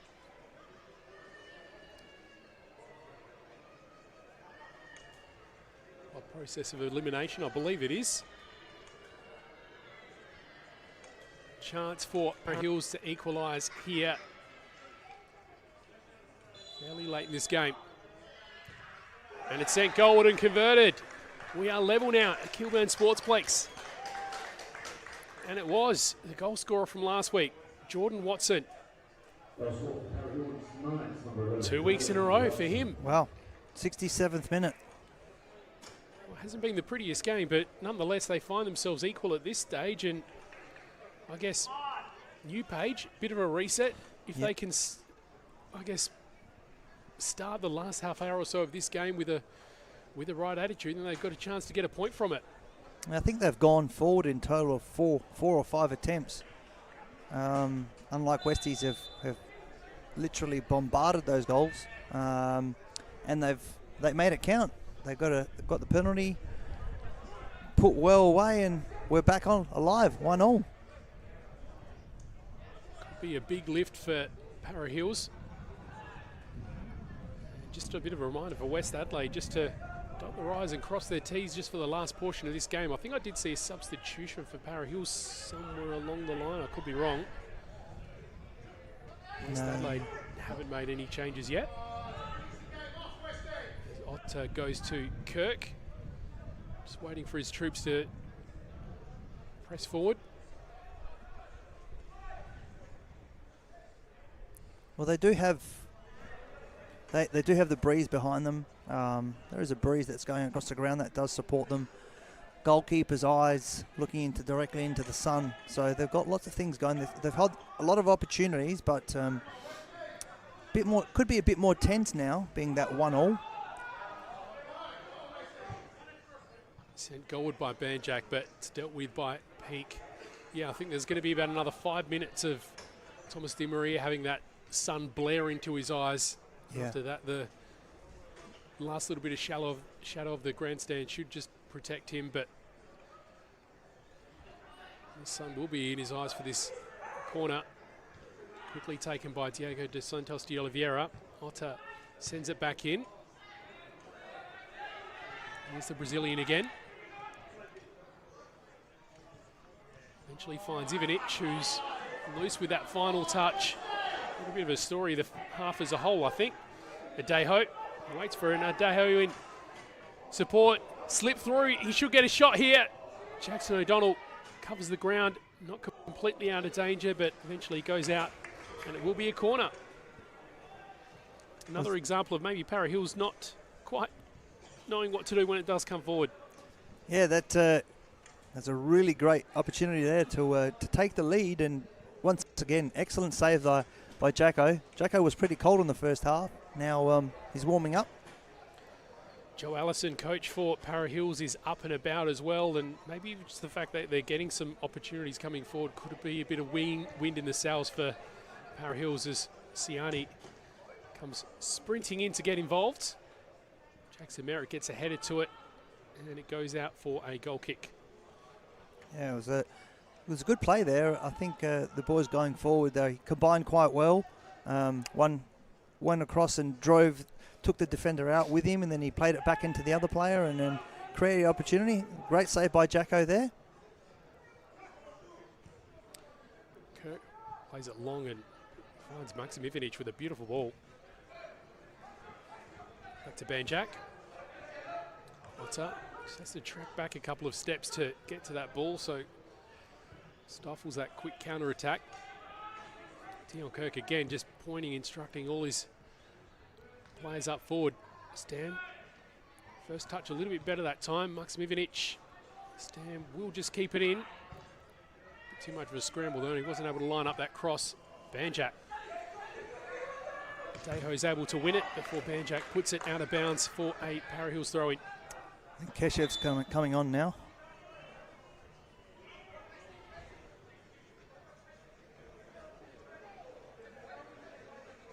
He's got the vest off, and he will come on. So it's going to be Simopoulos that makes way.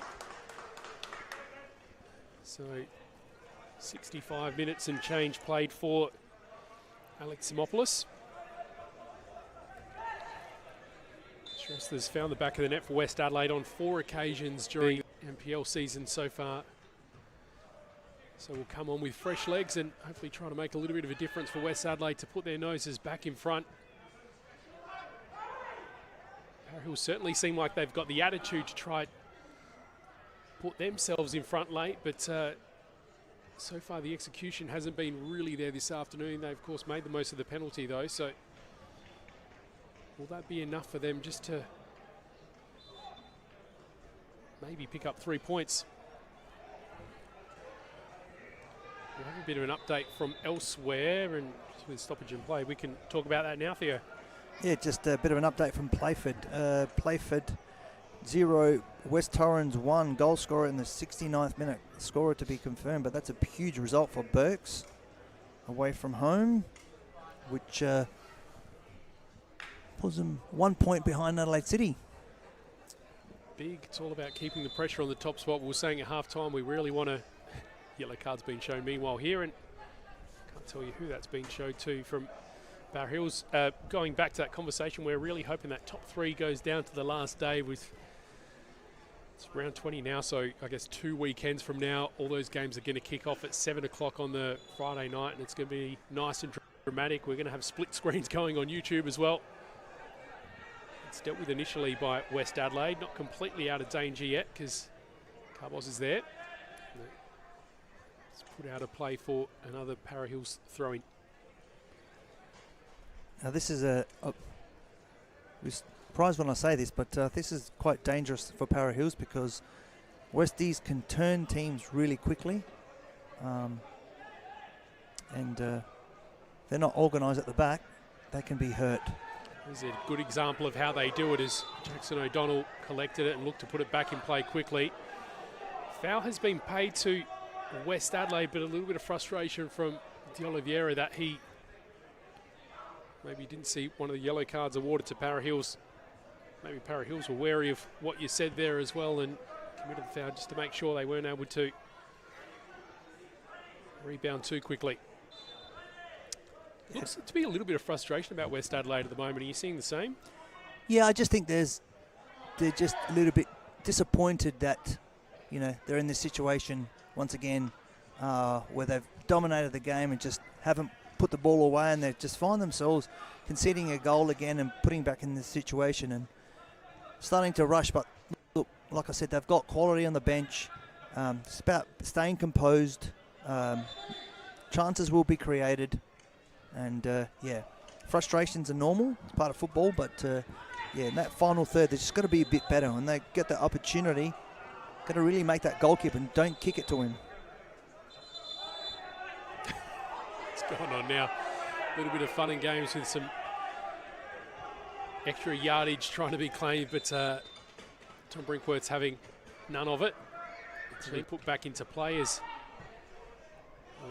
Peake came in to try getting the way. The cross still comes though, and it's a header from Maksimovic that it ends up wide of the post. I think it did take a touch from Di Maria along the way.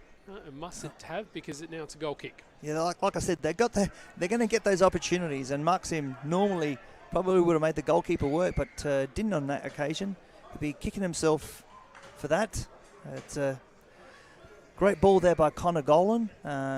Put it on his head. Just needed to knock it into the back of the net. If they don't find that winner, West Adelaide, I'd imagine there'd probably be quite a frustrated Maksimovic and Riley Stam. It's not for lack of effort this afternoon, but just seems little loose touches here and there. Just, you know, times when they haven't been able to control cleanly, or that final shot hasn't been of the necessary quality. Well, when you're down the bottom of the table, you just want to scrap. You just want how much can we scrap against this other team? Let's just make it difficult for them. Let's just make it tough. Let's just make their life tough. And Para Hills have just battled in there today. They haven't done anything exceptional, just battled in and tried to win their position. And yeah, they've been quite fortunate to be 1-0 down, and now they're a 1-0, but Sent in, it'll land just on the far side of that box, and eventually goes out for a goal kick. I think, just to add to what you're saying, it to be a scrap, I think it's also about playing the cards that you dealt, and they've absolutely done that. West Adelaide not able to convert. You know, they converted the penalty, did what they needed to do, and you know, it's in this game, but it's an all late stage in this game, and it's all tied up, and they're going to see this out. So, you know, as much as the game has been dominated by West Adelaide, especially in this first half, it's just about closing it out now, because the team can still 3 points late. Unfortunate little there. Stressed up. Sent back forward by Para Hills. yeah, it could be a slip in the back line. It could be a poor pass. Anything can happen at 1-0, even 2-0. You know, you just got to be, you got to have your wits about you.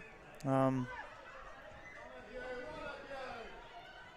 like what a nice little slide to get to his foot to it first. Here's Stamp.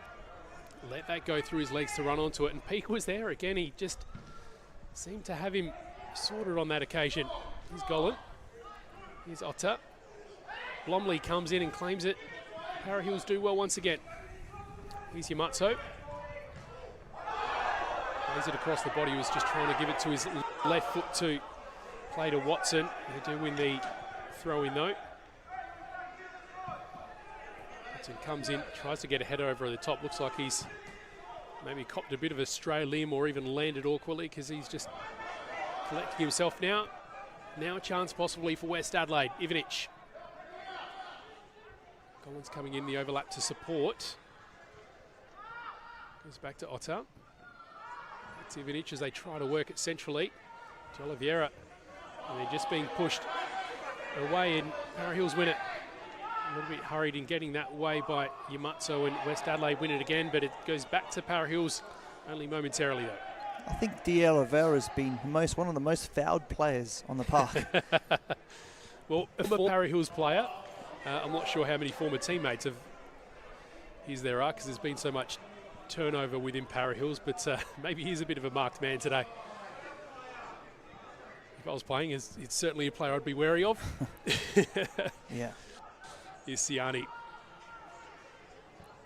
West Adelaide win it though. Here's Otta.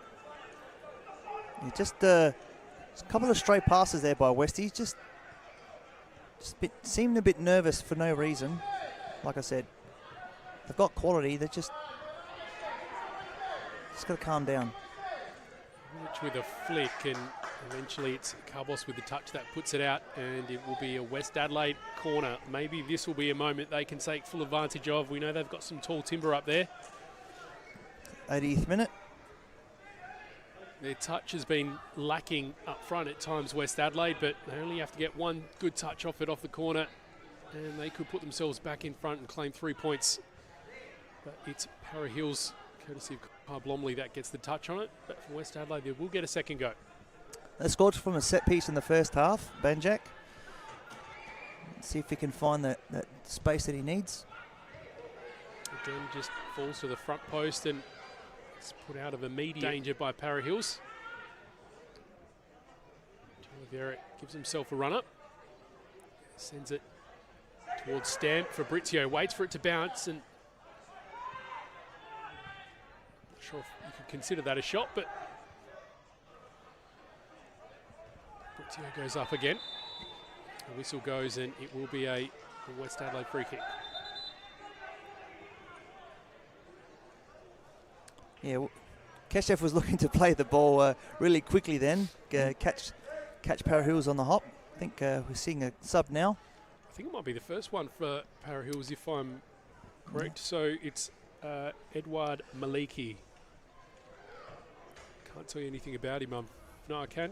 He came on late, at least a couple of weeks ago. So there's been a lot of young players coming on for West Adelaide, getting their NPL debuts and so forth. And of course, we like to mark the occasion when that happens, but I can tell you he has been in the squad in recent weeks. One thing I did notice actually for Para Hills on the topic of that, not a lot of changes late in games, but I think it's probably been indicative of not having a terrible lot of personnel.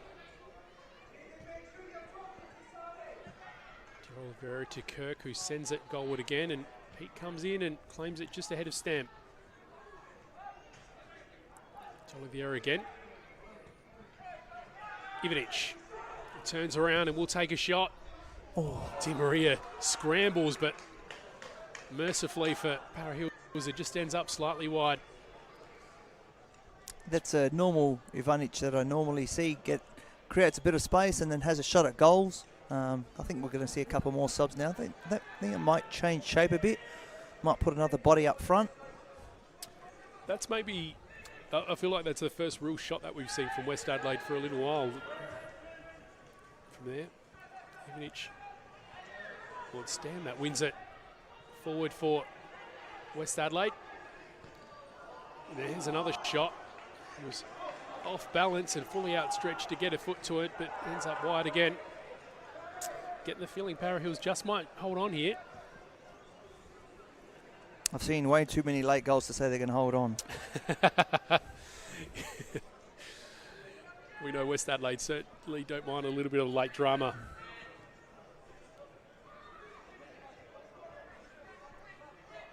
Still 1-0 to West Orange Bacala in the game at Playford. And I can tell you now as well, Dylan Clarkson-Thomas was the goal scorer there. Thank you for the message in, Con. Of course, we had that other game this afternoon between Sturt Lions and Comets at Carinya, abandoned around about the half mark. Might have been due to injury to one of the officials. So that one will have to be played at some other stage, but not a whole lot of time to play it, given we've only got round 21 and 22 to come after completion of this round. And of course, the final dates are all set. Jump onto NPLSA to check those out. We'll have the promotion playoff for HPG Home State League 2 as that's sent in. Para Hills deal with the initial threat, but West Adelaide will look to come again. Otta forced ahead of, it was Kirk that jumped up and tried to snap at it. Offside, and his free kick will go the way. Parry Hills just want to finish that thought on the final. So, of course, the first one we'll see is the HPG Home State League 2 promotion playoff. Team at the top of North and the team at the top of South will play off at Service FM Stadium, and the team that wins will go into State League 1 automatically. Then the rest of the finals will play out, and the runner-up will go into the, I guess, general pool to play throughout that final series.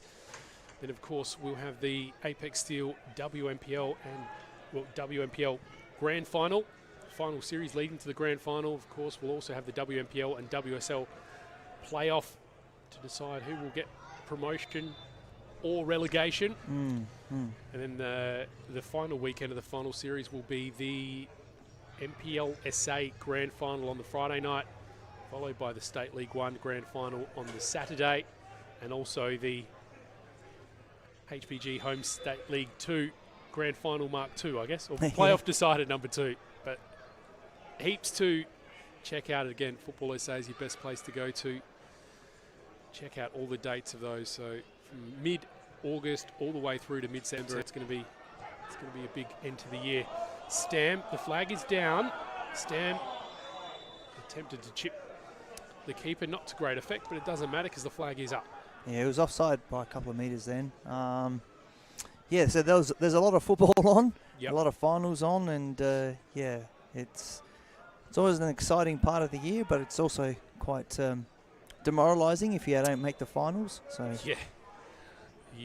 Well, I guess the race is on. That's one thing that we touched on a little bit earlier before, because at one point West Adelaide was sitting 7th on the table on the live ladder situation, but if they only take one, they will go down to 9th.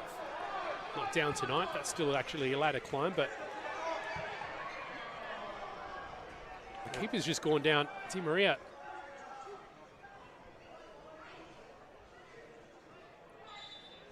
He just he saw that ball into Riley. He saw the goals and came and cleared the ball out. And I think just a bit of the way he slipped. Well, there could have been slight contact there. 87th minute here, so we're probably there was one goal. Haven't been too many stoppages, but I'm thinking there'll be at least 2 minutes plus time on, 3 minutes plus time on, I'm thinking. Imagine Di Maria won't be in any great hurry to get this back underway. Meanwhile, the West Adelaide players taking a quick sip of water. Ivanic is ready to get going again. He's chomping at the bit. He wants to make the difference late. Di Maria now hobbles away. I didn't actually see that collision, but from the position where I saw him down, you can just about picture what would have happened. Yeah, I can give you a bit of an update on State League 1. Fulham are 2-1 down against Eastern United at home. Salisbury United are still 1-0 down to Adelaide Atletico away from home. Modbury are still 2-1 up at South Adelaide. And now Blue Eagles and Raiders, Adelaide Croatia Raiders, are 1-0 in State League 1. A lot happening in that league. Yeah, absolutely. Of course, you can check out those games as well on FSA Leagues on YouTube. Of course, the top team at the end of the season will get automatic promotion up into the RAA NPLSA, and then the grand final winner will also go through. Over the last couple of years at least, I know we've had the result, I guess, was already decided by the time we got to the grand final, because the team in second ended up facing off against the team in first. That was certainly the case where Sturt played West Adelaide in the grand final last year, and the year before, at the end of 2024, it was West Torrens Bacalla and Playford in the grand final. And how quickly things can change in a couple of years with those teams both in the top 6, and certainly in the case of West Torrens Bacalla challenging for top spot at the moment. Ymatso finds a Dayho. Won by West Adelaide, but have to scramble to keep it. Eventually it's Peak that comes. Dayho should get the cross off. Dayho's waiting just outside the 18-yard box. Lets the ball bounce back. Still in possession, Para Hills. Here's Peak. Bit of a sustained pressure by Para Hills. And the whistle eventually goes. It was offside. Well, I said after the penalty, maybe, and even they had a bit of an opportunity a couple of minutes after that, maybe even just the momentum starting to swing their way would put a little bit of wind in their sail, and I think it does seem like that has been the case, and maybe the frustration growing on the other side for West Adelaide. Yeah, I think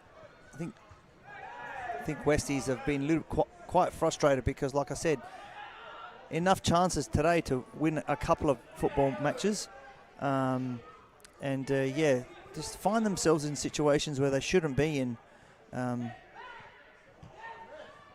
So that will be quite frustrating because the coach would have analysed all of this play and think, we should be a couple of goals up and we're 1-1. Semi Adeho tries to shake past De Oliveira. He goes down inside the 18-yard box. He did immediately look at Tom Brinkworth, hoping that he'd get another pen, but now we're going back the other way. Here's Ivanic. He's got two players to get it past and eventually plays it into the stomach of Damien Conti. Yamazzo back to Conti. One back by West Adelaide. It's Fabrizio.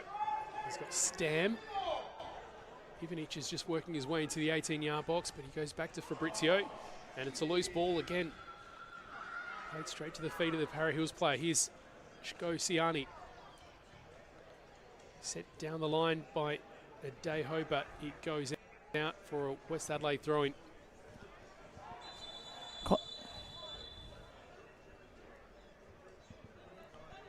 Yeah, it's the referee giving a yellow card clearly to the Para Hills player for probably asking continuously for a penalty. But and saying why he didn't get one. Well, he probably got one before. You're not going to get another one.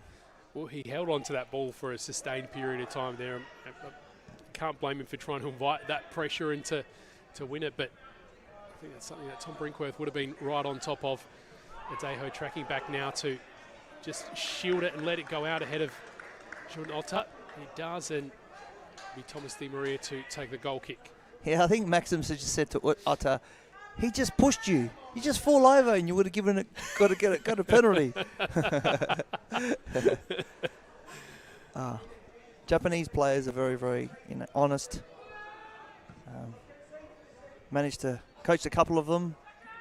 Highly talented and very, very honest players. Too honest sometimes? Well, being half Argentinian, I don't mind watching the dark arts sometimes. I'll be completely honest about that. Yeah. Possibly too honest.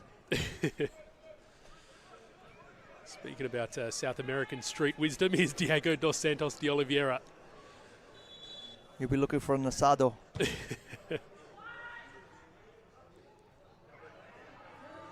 West Adelaide still just scrapping the 18-yard box, but eventually ball was cleared. Adeho plays it straight to the feet of one of the USA played players. Otter eventually releases the shot, and we've got a late one for West Adelaide. The goal has been paid. 2-1. Oh my goodness. It seemed we were destined for a bit of a dramatic end to things, weren't we? I said that West Adelaide scored late goals here. There's always. It did. It did. So they Dion Kirk doing what Dion Kirk does, finding a goal, blocking a tackle in front of goals, finding that winner. I think as time that is, we're looking at we're in the red zone time, so we're at the discretion of the referee at this current moment. Riley Stam is saying thank you to Dion. Thank you, buddy. I owe you a beer. Well, that patience finally persisted for him. I mean, it took long enough to finally come for him. They were really tested it. You could see the frustration taking hold there, but there weren't really a lot of clear shots on goal, but eventually it fell to Otter there. He had clear space in front of him. Di Maria got the first save, and eventually it was a loose ball that was rightfully converted, and it came, but geez, it felt like for a while there it may not have. Well, they've knocked the door down lots of times and just haven't found a way through. But good sides keep on battling away, find a way through, and you know, you might see a third in the moment. So let's talk quickly about the live ladder. West Adelaide currently sit on 7th spot, 25 points, assuming they have all 3 by the time the final whistle comes to us. Now, there is a little bit of a gap between them and the top 6, but these things can close quickly. Of course, we've got FK Beergrad and Croydon to play still tonight. And they're currently only separated by 1 point in 5th and 6th. So if they either share points, you know, that could leave a little bit of a sliver of hope for West Adelaide to climb in. I'm not going to do the maths right now, but yeah, I guess it is possible. They'll be looking for an outright result in that, for not points to be shared, because that might make things difficult. But meanwhile, late change here. Yeah, no, it's and still 1-0 down at Burks and Playford. James Odenwalder has come on late for West Adelaide. Presumably just a couple of more minutes to see play out in this game. He's got a new haircut too. Yeah, he's gone to see my barber. I'll be going to that barber pretty soon, I think. Kids tell me, time to cut your hair off, Mr. M. No, hold on to it for as long as you can. Or at least wait till summer. It gets very cold mid-season. I just wear beanies. And it goes out again for another throw-in. And there's the final whistle. Oh my goodness, some late drama to finish our afternoon here at Kilburn Sportsplex. Sees West Adelaide get that late winner, despite a bit of a resurgence there for Parramatta after they were awarded that penalty, locked things up. Eventually, West Adelaide get all 3 points, which, given the domination they showed in the first half, I think safe to say they deserved. Yeah, look, over the course of the whole match, if you look at the stats and the chances, you know, you would think that West Adelaide, you know, had enough chances to have won that game. So, and they did win. I think, well, they're clearly safe for 2026. You know, and they're a small chance to make that 6. And wow, who would have thought that? You know, Imagine in the same game, you either could put yourself in danger of that relegation spot or making finals places. It's and meanwhile we've still got that battle in the top 3 raging on as well. Burks were still ahead last score check. We've got Metro still to play tonight.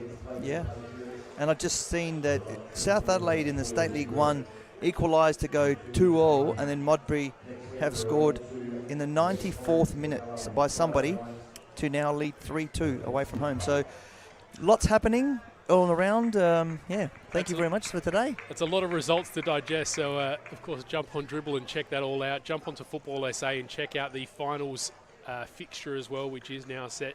But nice exciting end to the afternoon's action. Of course, FK Beergrad still to kick off against Croydon this afternoon. It's on at FSA Leagues, or check out the action live at Frank Mitchell.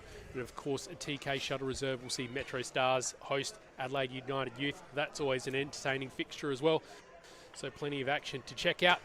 But for now, I think it's time for us to sign off. What do you reckon? Time for some asado. Yeah, let's get to the barbecue before it all sells out. Before Johnny gets here.